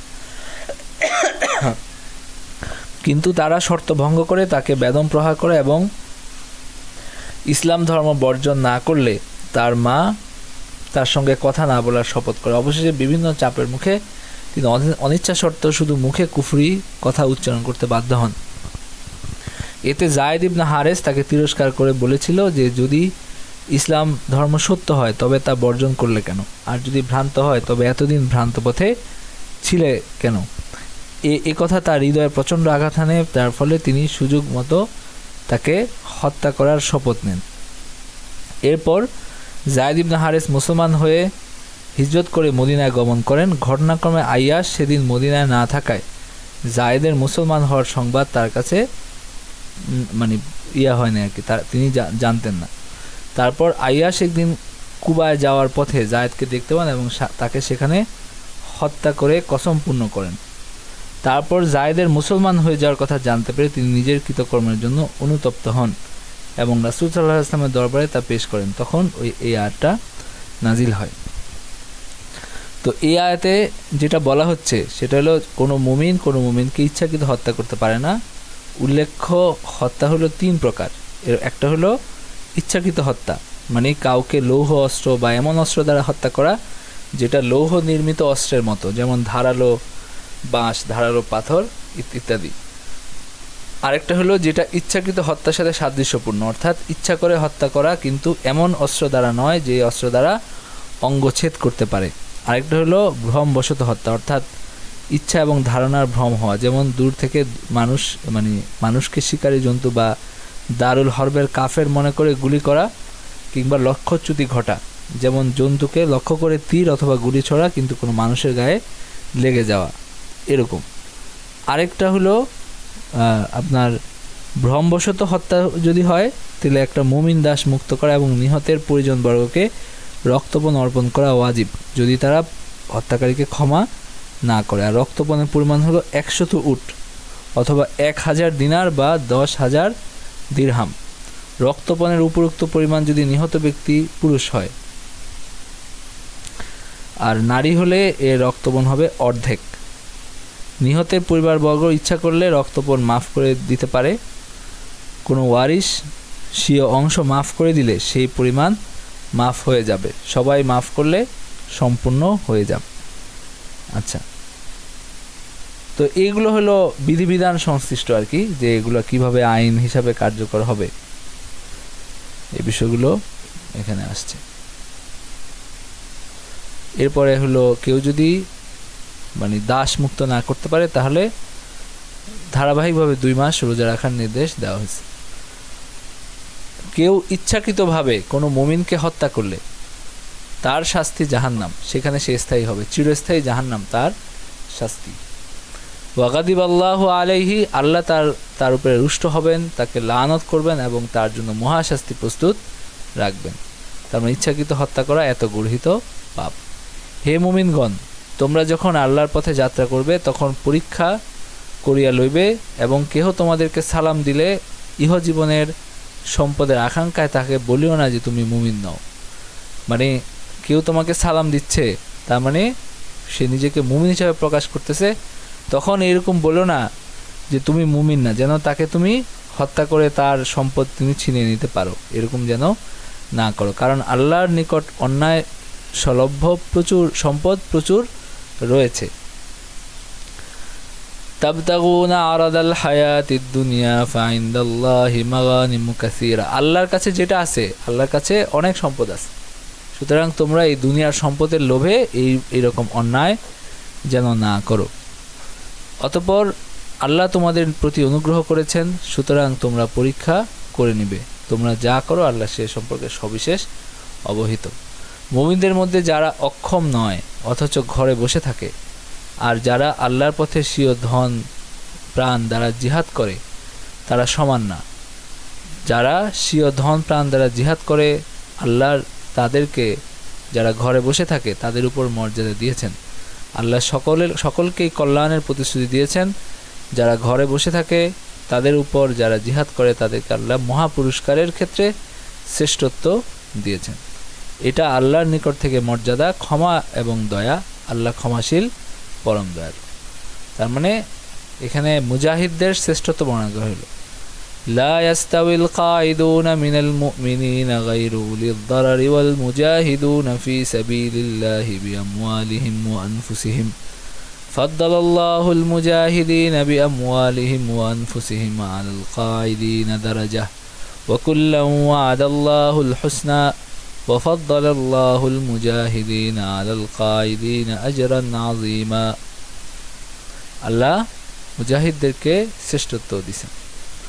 আচ্ছা, এই রুকুর শিক্ষা নির্দেশনা কি?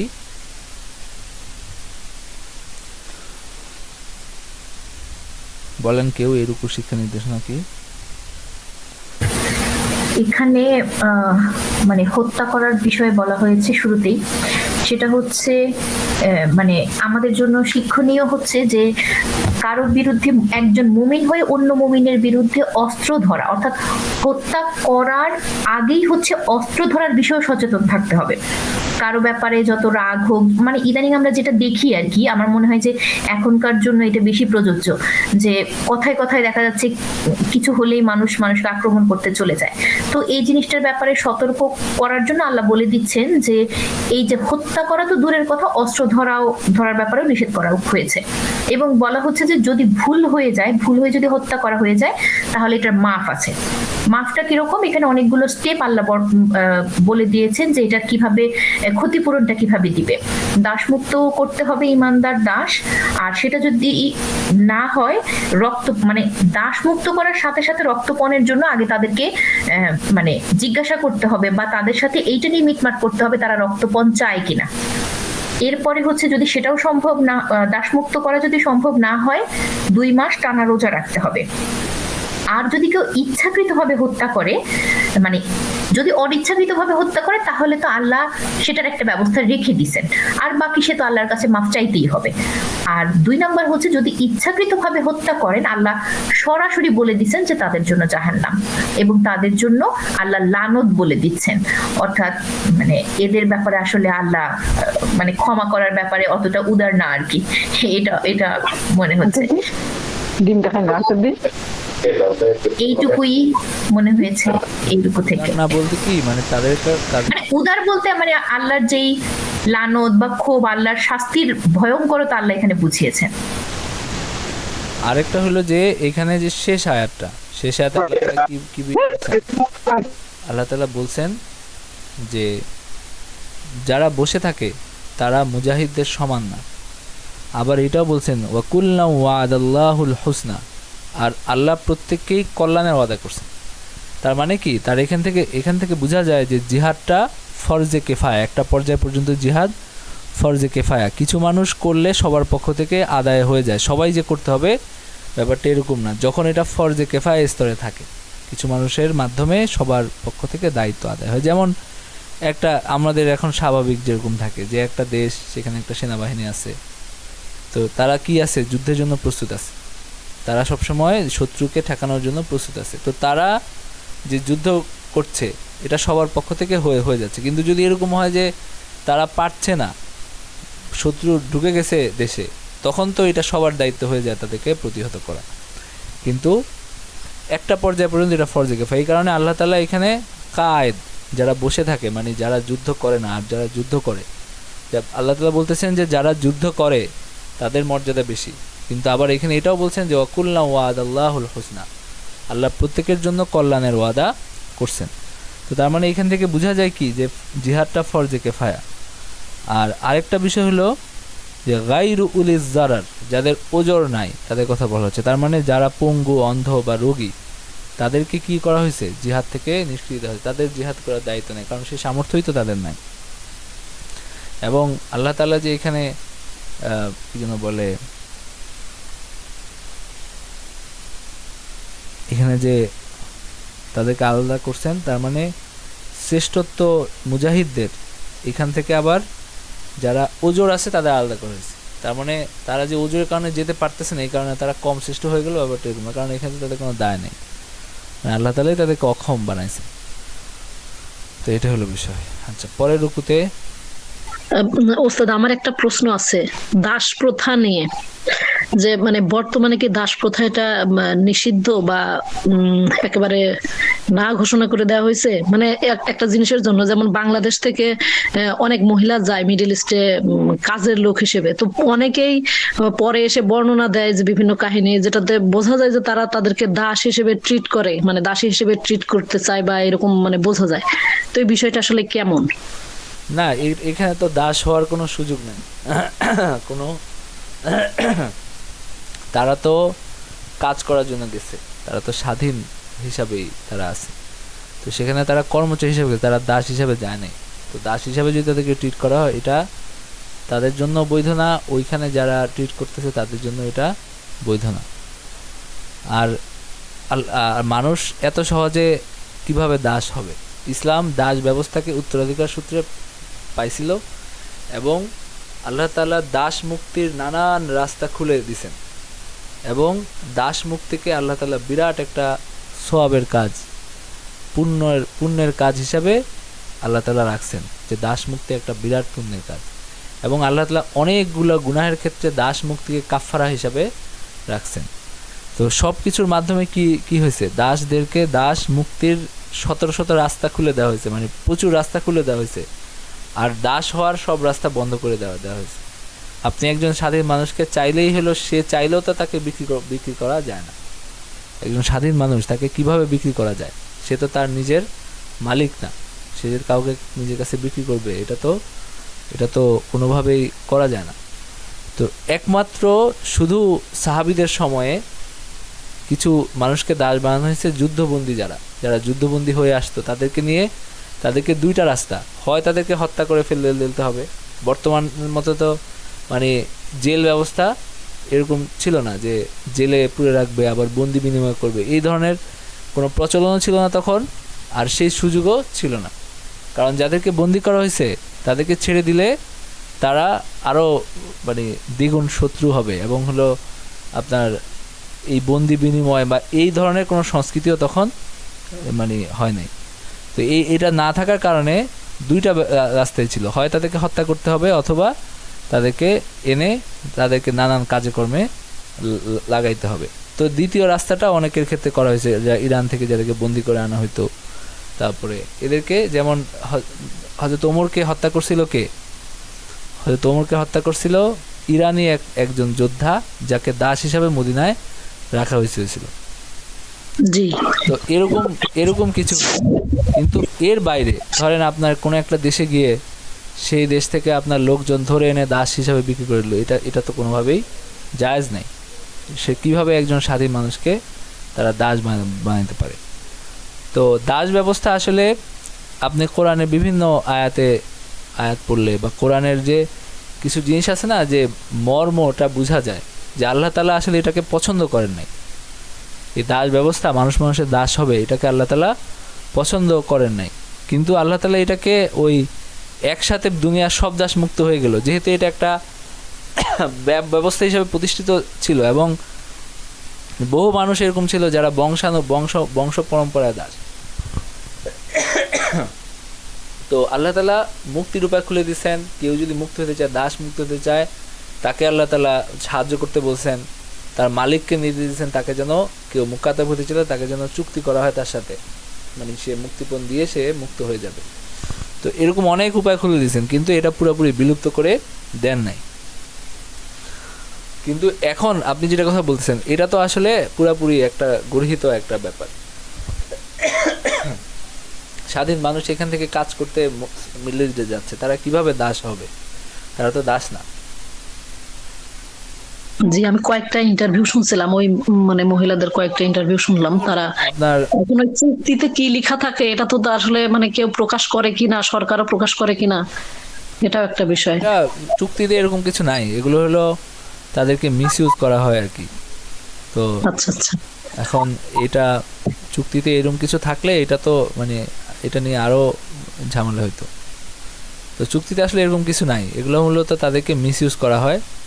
এখন তারা যদি নিজেকে রক্ষা করতে না পারে তাহলে এই ধরনের কাজে না যাওয়া উচিত, এর কি বিষয়। তো এখন মানুষ তো আসলে অক্ষম অপারগ না হলে এই ধরনের কাজে কে যায়?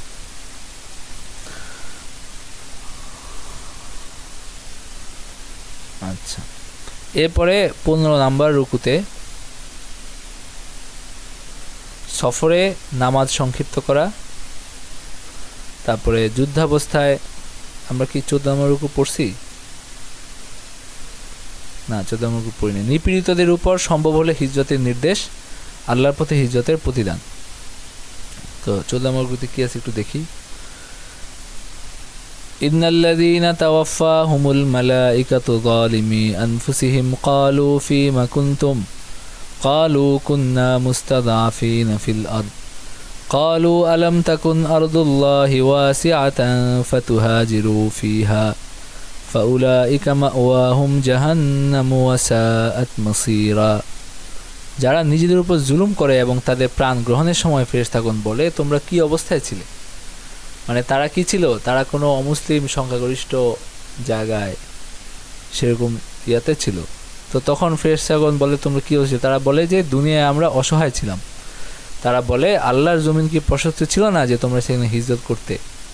ইহাদেরই আবাসস্থল জাহান্নাম, আর ইহা কত মন্দ আবাস। ইল্লাল মুস্তাদআফিনা মিনার রিজালি ওয়ান নিসাই ওয়াল উইলদানি লা ইস্তাতিউনা হিলাতান ওয়া লা ইয়াহতাদুনা সাবিলা। তবে যেসব অসহায় পুরুষ এবং নারী ও শিশু কোনো উপায় অবলম্বন করতে পারে না, তাদের কোনো পথ পায় না সেটা অন্য বিষয়। ফাউলাইকা আসাল্লাহু আন ইয়াফুয়া আনহুম ওয়া কানাল্লাহু আফুওয়ান গফুরা। আর আল্লাহ অচিরেই তাদের পাপ মোচন করবেন এবং আল্লাহ পাপ মোচনকারী ক্ষমাশীল। ওয়ামান ইউহাজির ফি সাবিলিল্লাহি ইয়াজিদ ফিল আরদি মুরাগামান কাসীরান ওয়া সাআহ। কেউ যদি আল্লাহর পথে হিজরত করে সে দুনিয়ায় বহু আশ্রয়স্থল এবং প্রাচুর্য লাভ করবে। ওয়ামান ইয়াখরুজ মিন বাইতিহি মুহাজিরান ইলাল্লাহি ওয়া রাসূলিহি সুম্মা ইউদরিকুল মাউত ফাকাদ ওয়াকা আজরুহু আলাল্লাহ ওয়া কানাল্লাহু গফুরুর রহিমা।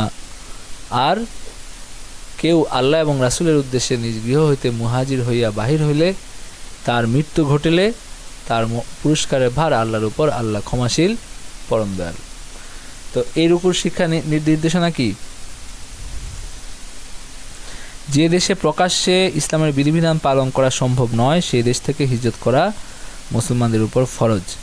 হিজরতের হুকুম পাওয়া গেলে হিজরত না করা কবিরা গুনাহ। এরকম ক্ষেত্রে হিজরত না করার শাস্তি জাহান্নাম। যারা হিজরত করতে অক্ষম তাদের জন্য হিজরত ফরজ নয়, যেমন দুর্বল, নারী, পুরুষ, শিশু, যাদের জন্য জিহাদ যেমন ফরজ না তাদের জন্য হিজরতও ফরজ না। হিজরতের ফজিলত এবং বরকত বর্ণনা করে এখানে হিজরতের প্রতি উদ্বুদ্ধ করা হয়েছে। যে হিজরতের পথে মৃত্যুবরণ করবে আল্লাহ তাদেরকে মুহাজিরের মতো পূর্ণ সওয়াব দান করেন, অর্থাৎ জান্নাত দান করেন। এই বিষয়গুলো আমরা এই রুকু থেকে বুঝতে পারি। আচ্ছা, এরপরে 15 নাম্বার রুকু। আরেকটা প্রশ্ন, এই 97 নাম্বার আয়াতের ক্ষেত্রে এখানে দেখেন, আমি তো দেশের বাইরে থাকি, আমেরিকাতে থাকি, তো এখানে এখনো পর্যন্ত ওরকম মানে ইয়া নাই যে নামাজ কালাম পড়া যায় না, বা মানে মোট কথা ইসলামের উপর এখনো কোনো আঘাত আসে নাই। তো যদি ওরকম কোনো অবস্থা আসে যে আমরা আমাদের ধর্ম পালন করতে পারছি না, তাহলে তো অবশ্যই আমাদেরকে হিজরত করতে হবে, এরকমই তো বিষয়টা। হ্যাঁ, এরকম বিষয়টা। আর আপনারা যারা ওই দেশে থাকেন আপনাদের দায়িত্ব হলো কোনো একটা দাওয়াতি কর্মকাণ্ডের সাথে নিজেদেরকে যুক্ত রাখা। জি জি উস্তাদ, আছে ইনশাআল্লাহ। হ্যাঁ, এরকম কোনো একটা কাজে যুক্ত রাখা যেন হলো আল্লাহর কাছে অন্তত এইটুকু বলা যায় যে আমরা একটা অমুসলিম সংঘর্ষ দেশে ছিলাম, এখানে আমরা মানে মানুষকে দাওয়াতের কাজ করছি এবং হলো মানুষকে ইসলাম গ্রহণের জন্য আমরা মানুষকে দাওয়াত দিচ্ছি।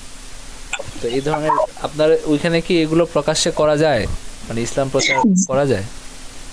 জি ওস্তাদ, এখন পর্যন্ত এগুলাতে মানে সব ধর্মই তাদের মতো প্রচার করতে পারে, তবে এটা মানে ইয়ে আছে যে ওরা জানে আর কি, মানে প্রতিটা এখানে যে দাওয়া সংগঠন গুলো আছে, বাংলাদেশিদের একটা আছে, তারপরে পাকিস্তানিদের আছে, বিভিন্ন ইয়ের আছে, তো এরা সব এরা খুঁটিনাটি দেখে, যেমন FBI তো সবকিছু দেখে মানে আপাতত এখন পর্যন্ত কোনো সমস্যা হয় নাই। তো ভবিষ্যতে কি হবে বলা যায় না। আবার এই কোনো সশস্ত্র বা এই ধরনের কিছু যেন না হয় এরকম আর কি। হ্যাঁ হ্যাঁ হ্যাঁ, বা রাজনৈতিক কোনো সম্পর্ক যেন না থাকে। কিন্তু এই দাওয়া কাজের সাথে যুক্ত থাকলে অন্তত একটা ইয়ে দাঁড় করানো যায় আর কি। আচ্ছা, একটা প্রশ্ন জি ছিল। উস্তাদ, আমার একটা প্রশ্ন ছিল। জি। এই যে আমি থাকি অস্ট্রিয়াতে, এখানে রিসেন্টলি একটা নিয়ম করছে যে 14 বছরের বাচ্চারা নিচে কেউ হিজাব পরে স্কুলে যেতে পারবে না। তো এই ক্ষেত্রে তো হিজরতটা ফরজ, তাই না? 14 বছরের বাচ্চা, 14 বছরের নিচে? জি, মানে আমার মেয়েরা হিজাব পরে স্কুলে যায়, ওরা একজন 13 একজন 11। তো নতুন নিয়ম করতেছে যে জি বাচ্চা মানে হলো যে 14 বছর, এটা তো অপ্রাপ্ত বয়স্ক ধরছে আর কি। জি জি জি তো সেটা শরীয়ত পালন করা যাচ্ছে না, এটা কি বলা যায়? যেহেতু তারা অপ্রাপ্ত বয়স্ক ধরছে এবং প্রাপ্তবয়স্ক হলে তো কিন্তু উস্তাদ এটা ইসলামে তো প্রাপ্তবয়স্ক শুরু হয় তো মানে পিউবার্টির পরেই, তাই না? তো সেক্ষেত্রে তো হিজাব ওদের উপরে খরচ, একজনের উপরে অন্তত। এটা বলা যায়, কিন্তু এখানে এই সিদ্ধান্তটা দেওয়ার আগে যে এখান থেকে এখন হিজরত করা ফরজ হয়ে গেছে, এই সিদ্ধান্ত দেওয়ার আগে আরো চিন্তা ভাবনা করতে হবে, বা মানে বাস্তব পরিস্থিতি যাচাই করতে হবে। এবং হলো কারণ হলো যে পর্দার অন্যান্য ক্ষেত্রে তো আপনার হলো পর্দা করা যাচ্ছে, কিন্তু শুধু হিজাবটা করা যাচ্ছে না, তাও একটা বয়স পর্যন্ত। জি, এটা আসলে চিন্তা ভাবনা করে বলতে হবে যে হিজরত করা ফরজ হয়ে গেছে, এটা তো আসলে অনেক বড় ডিসিশন। তো এটা আরও চিন্তা ভাবনা করে আমার কাছে যেটা মনে হচ্ছে যে যেহেতু আপনার 14 বছরের পরে করা যাচ্ছে, তার মানে তারা হিজাব নিষিদ্ধ করে দিয়েছে, ব্যাপারটা এরকম না। আচ্ছা, আর কেউ কিছু বলতে চান?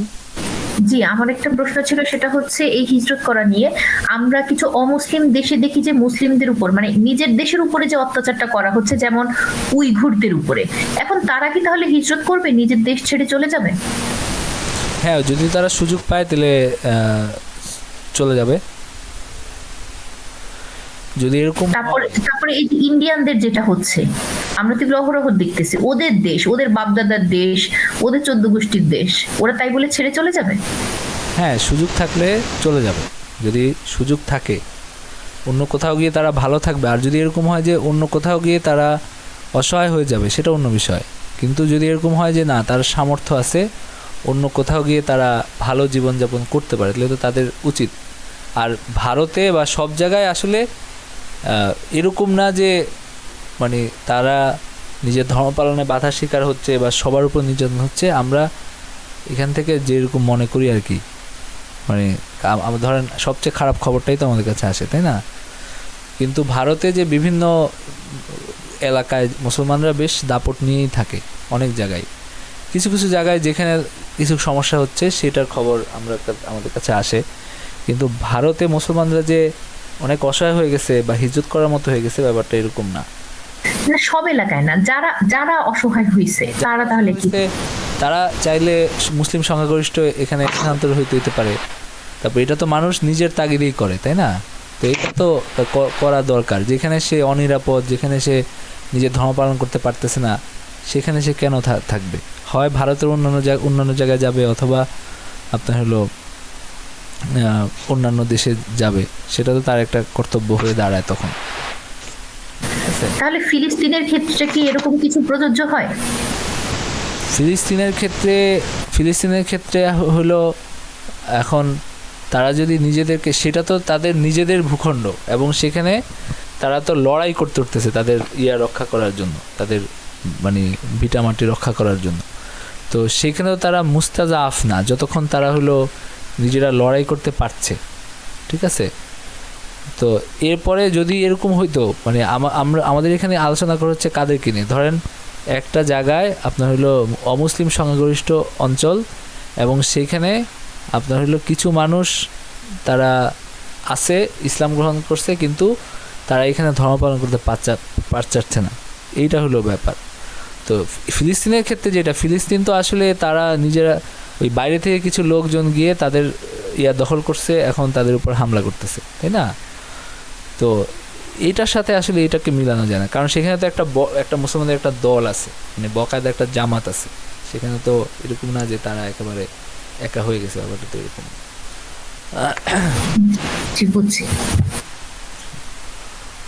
আচ্ছা, তো সেখানে তো হলো তাদের উপর এখন জিহাদ করাটা তাদের কর্তব্য।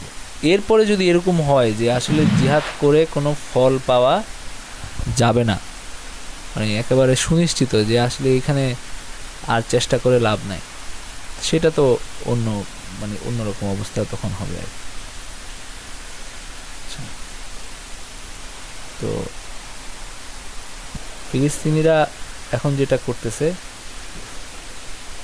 যদিও ওইখানে আপনি দেখবেন যে আমাদের যারা মাদখালি আছে, যারা মাদখালি সাহেব, তারা এই ধরনের অনেক কিছু বলে যে তারা কেন এখানে শুধু পড়ে আছে, তারা হলো সবার হিজরত করে ফেলা উচিত।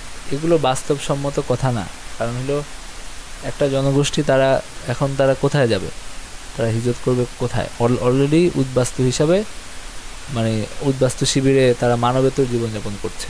তো তারা এখন কোথায় যাবে? এখন যারা গাজায় আছে বা যারা পশ্চিম তীরে আছে, তারা হিজরত করার, মানে হিজরত করতে বললে সেই হিজরতের পথটা তো বাস্তবসম্মত হইতে হবে। তো তাদের এরকম সামর্থ্য নাই যে তারা হলো অন্য জায়গায় গিয়ে একদম সেটেল হয়ে যাবে সব করে। এত সামর্থ্য সবার থাকে না। যাদের আছে তারা কিন্তু আগে থেকেই অনেক জায়গায় চলে গেছে। আপনার ফিলিস্তিনিরা, আপনারা দেখবেন যে পশ্চিমের বিভিন্ন দেশে ফিলিস্তিনিরা আছে, মানে যাদের সেরকম সামর্থ্য তারা কিন্তু আগেই চলে গেছে। তুরস্কে গেছে কেউ, আপনার মিডল ইস্টে অন্যান্য দেশে থাকে। মিশরে থাকে। আমার সাথে দেখা হয়েছিল একজনের আপনার তাবলিগে এসে, মিশরে থাকে কিন্তু মূলত ফিলিস্তিনি, মানে বড় ব্যবসায়ী, যেহেতু তার টাকা পয়সা আছে সে হলো আপনার মিশরে হয়ে গেছে। তো যাদের সেরকম সামর্থ্য সেটা তো আলাদা, কিন্তু সবার যে সেরকম সামর্থ্য থাকে ব্যাপারটা এরকম না। আর যারা আছে তারা একসাথ হয়ে তারা নিজেদেরকে রক্ষা করার চেষ্টা করতেছে, এই আর কি। তো তাদের মত অনুযায়ী ধরেন মানে আমাদের দেশে কেউ আক্রমণ করলো, এবং যেমন আপনার আমরা যদি ভারতের মাধ্যমে আমরা আগ্রাসনের শিকার হই, তো ভারত আমাদের পুরা দেশ দখল করে নিল, তো তার মানে কি আমরা পুরা দেশে একসাথে হিজরত করে অন্য কোথাও যাব? এগুলো তো মানে হাস্যকর কথা।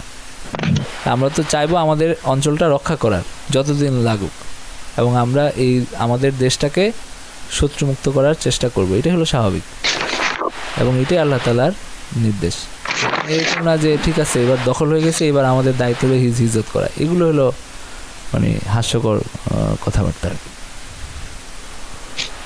যদিও ফিলিস্তিন হলো মানে বেশি হয়ে গেছে, মানে সংকুচিত হইতে হইতে হইতে হইতে ইসরায়েল এত শক্তিশালী হয়ে গেছে, কিন্তু এখন আশেপাশে কিন্তু তারা এখানে আপনার মিশর এবং আশেপাশে যে অঞ্চলগুলো আছে সেই অঞ্চলগুলো যদি তাদের পাশে সঠিকভাবে থাকতো তাহলে কিন্তু তারা দুর্বল হইতে যেত না, কারণ সবাই তো মুসলমান এখানে, এবং আরবে ইসরায়েল তো একটা ছোট একটা ভূখণ্ড। তো যাই হোক, এখন এই অবস্থা তো অবশ্যই একটা অবসান আছে, দেখা যাক কয়দিন যায় এরকম। আমরা তো অনেক দূরে আছি, এই কারণে আল্লাহর কাছে হয়তো আমরা একটা অজুহাত দিতে পারবো যে আমরা তো অনেক দূরে ছিলাম, কিন্তু যারা কাছাকাছি আছে তাদের এটা দায়িত্ব, এবং আমাদেরও দায়িত্ব যে কোনোভাবে হোক তাদেরকে সাহায্য করা। এরপরে হলো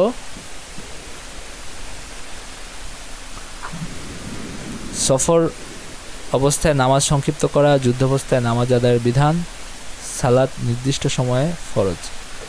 তো আমাদের তো আজকে মনে হয় 5 রুকু হবে মাত্র, তো আমাদের যে পরে কি হবে। আচ্ছা, তোমরা যখন দেশ বিদেশে সফর করবে তখন যদি তোমরা আশঙ্কা করো যে কাফেরগণ তোমাদের জন্য ফিতনা সৃষ্টি করবে, তাহলে তোমরা সালাত সংক্ষিপ্ত করলে তোমাদের কোনো দোষ নাই।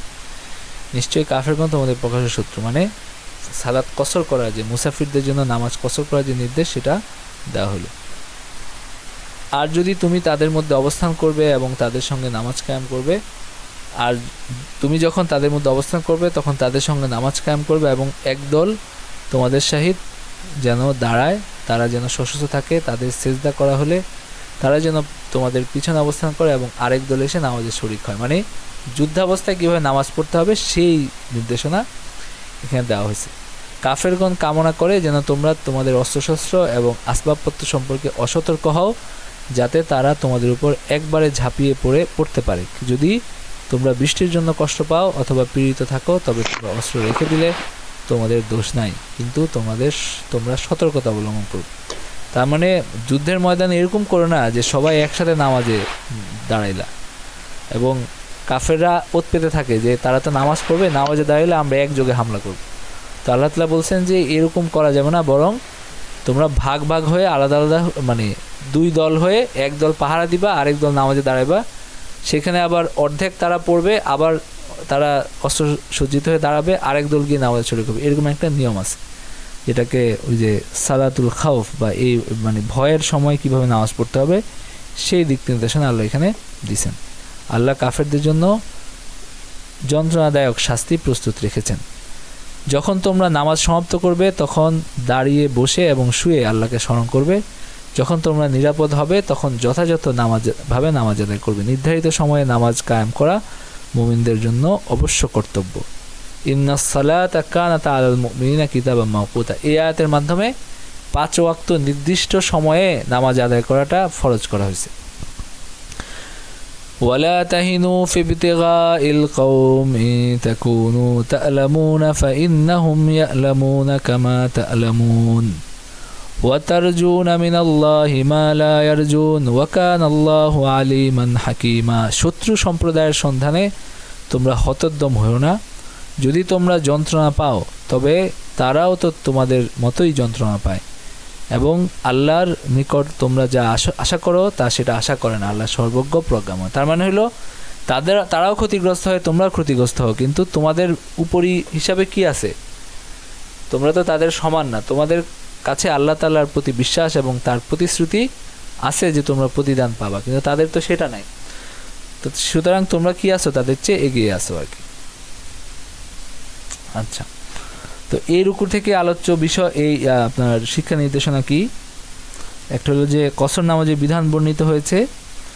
কাফেরগণ মুসলমানদের শত্রু, সুতরাং কাফেরের সাথে মুসলমানের বন্ধুত্ব সম্পর্ক হতে পারে না। সালাতুল খাওফের বিধান বর্ণিত হয়েছে। সালাতুল খাওফের নিয়ম বর্ণিত হয়েছে যে কাফের বাহিনীর সাথে মোকাবেলার সময় নামাজের সময় হলে এবং জামাতে একসাথে নামাজ আদায় করার মতো অবকাশ পাওয়া গেলে মুসলিম বাহিনী দুই ভাগে বিভক্ত হয়ে যাবে। এক ভাগ ইমামের সাথে অর্ধেক নামাজ আদায় করে শত্রুর মোকাবেলায় গিয়ে দাঁড়াবে, তারপর অপর ভাগ এসে ইমামের সাথে অবশিষ্ট অর্ধেক নামাজ আদায় করবে। ইমাম সালাম ফিরানোর পর উভয় দল তাদের অবশিষ্ট নামাজ পৃথক পৃথকভাবে শেষ করবে। সালাতুল খাওফ আদায়ের সময় অস্ত্রশস্ত্র সাথে রাখার কথা বর্ণিত হয়েছে, তবে কোনো ওজর থাকলে অস্ত্র না রাখারও অনুমতি আছে। মানুষের পক্ষ থেকে বিপদ আশঙ্কার কারণে সালাতুল খাওফ পড়া যেমন জায়েজ, তেমনিভাবে যদি বাঘ ভালুক বা অজগর ইত্যাদি হিংস্র প্রাণীর ভয় থাকে এবং নামাজের সময়ও সংকীর্ণ হয় তবে সালাতুল খাওফ পড়া জায়েজ। অত্র আয়াতে জামাতের সাথে নামাজ আদায়ের গুরুত্ব বর্ণিত হয়েছে, এমনকি ভয়ের সময়ও যুদ্ধের ময়দানেও যথাসম্ভব নামাজের জামাত বাদ দেওয়া যাবে না। নামাজের পর এবং দাঁড়ানো, শোয়া এবং বসা অবস্থায় আল্লাহর জিকির বা স্মরণ করা মুস্তাহাব, মানে সব সময় আল্লাহ তাআলার জিকির করা, আর নির্ধারিত সময়ে নামাজ আদায় করা ফরজ। কাফেরদের মোকাবেলায় জিহাদের প্রয়োজন দেখা দিলে দুর্বলতা এবং হীনমন্যতা প্রদর্শন করা হারাম। আর আল্লাহ তাআলার কাছে মুমিনদের ইহকালীন ও পরকালীন কল্যাণের যে আশা রয়েছে, কাফেরদের সেটা নাই। এই বিষয়গুলো আমরা এই আয়াত থেকে শিক্ষা গ্রহণ করতে পারি বা বুঝতে পারি। কারো কোনো প্রশ্ন আছে? উস্তাদ, একটা প্রশ্ন। এই যে 101 নম্বর আয়াত আমরা যেটা পড়লাম, যে যদি কসর নামাজের ক্ষেত্রে যদি তোমরা আশঙ্কা করো যে কাফিররা তোমাদের ফিতনা সৃষ্টি করবে, তাহলে সালাত কসর করার কথা বলা হয়েছে। তো আমরা এখন যেটা ভ্রমণ করি, বিভিন্ন দূরে যাই, অনেক দূরে যাই, তো এইরকম তো কোনো ফিতনা থাকে না বা এরকম কোনো সমস্যা থাকে না, তাহলে কি আমরা মানে মোট কথা কসরের ক্ষেত্রে কি কোনো নির্দিষ্ট এরকম আছে? না, এরকম কিছু নাই। আপনার এখানে যেভাবে আল্লাহ তাআলা বলছেন যে তোমরা ইযা দারাবতুম ফিল আরজ, যখন তোমরা পৃথিবীতে দেশ বিদেশ সফর করো, নামাজের কিছু অংশ কসর করায় তোমাদের কোনো দোষ নাই। এরপর আবার বলছেন যদি তোমরা আশঙ্কা করো যে কাফেররা তোমাদের ফিতনা সৃষ্টি করবে, নিশ্চয়ই কাফেররা হলো, কিন্তু এটার সাথে এভাবে সম্পর্কিত না যে যখন আশঙ্কা হবে তখনই কসর করা হবে। তো এটা আমরা কিভাবে জানি?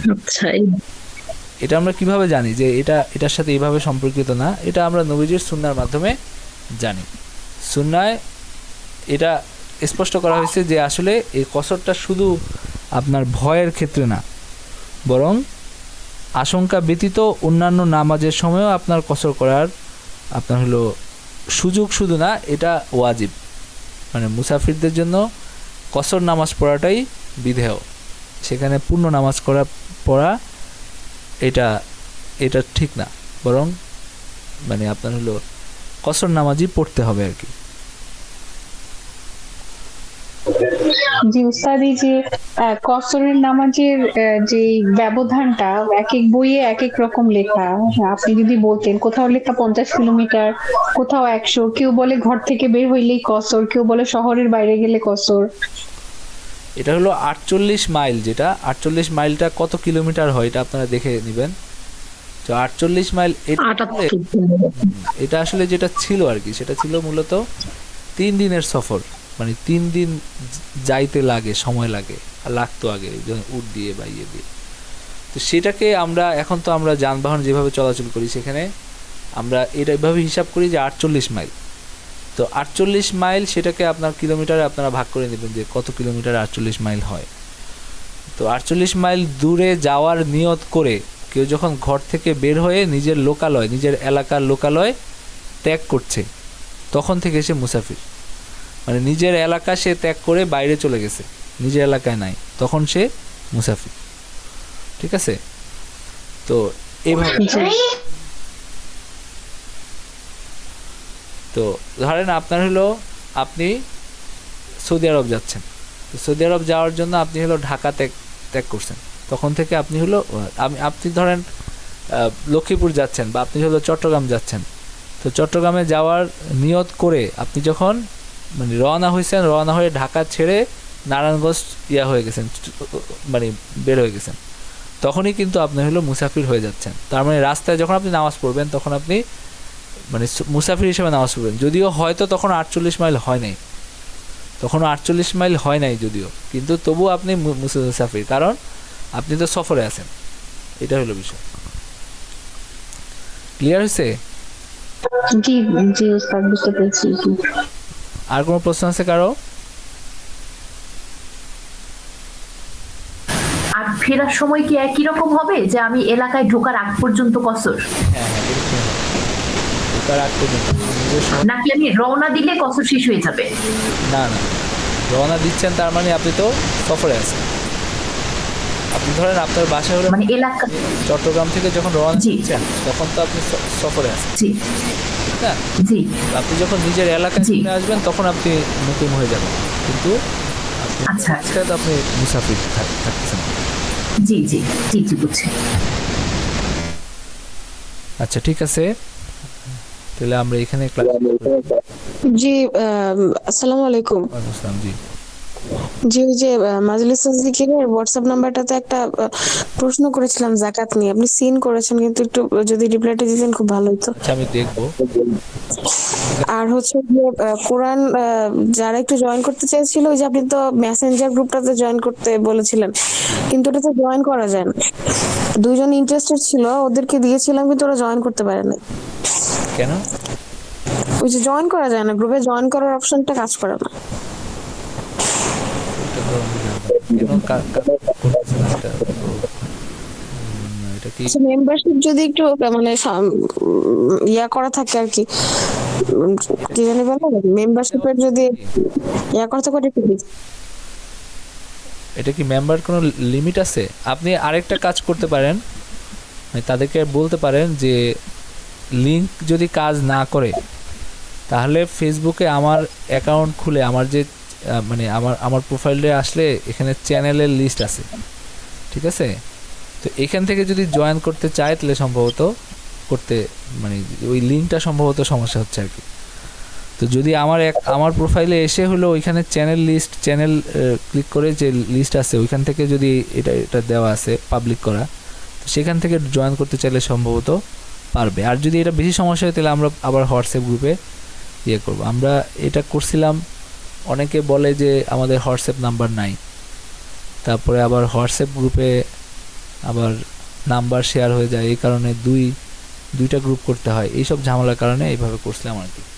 আর যদি এটা বেশি সমস্যা হয় তাহলে আমরা হলো আমাদের গ্রুপ যেটা আছে মানে ফেসবুক গ্রুপটা, সেটার লিঙ্ক দিয়ে দিন, সেখানে জয়েন হয়ে থাকলে আমরা সেখানে এখন থেকে লিঙ্ক শেয়ার করবো, এইভাবে করা যায় আর কি। আর আমার মনে হয় ওইভাবে হবে, যদি আমার প্রোফাইলে এসে যদি চ্যানেলটা খুঁজে যদি সে জয়েন করে তাহলে মনে হয় পারবে আর কি।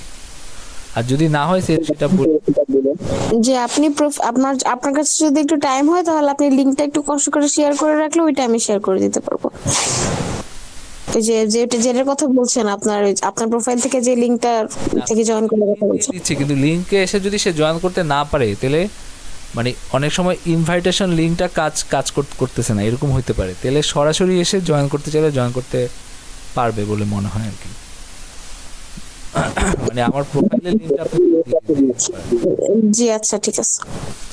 আচ্ছা তো ঠিক আছে, আর কোনো কথা আছে কারো? ঠিক আছে, আমরা ক্লাস শেষ করে দিই। ওয়া আখিরু দাওয়ানা আলহামদুলিল্লাহি রাব্বিল আলামিন।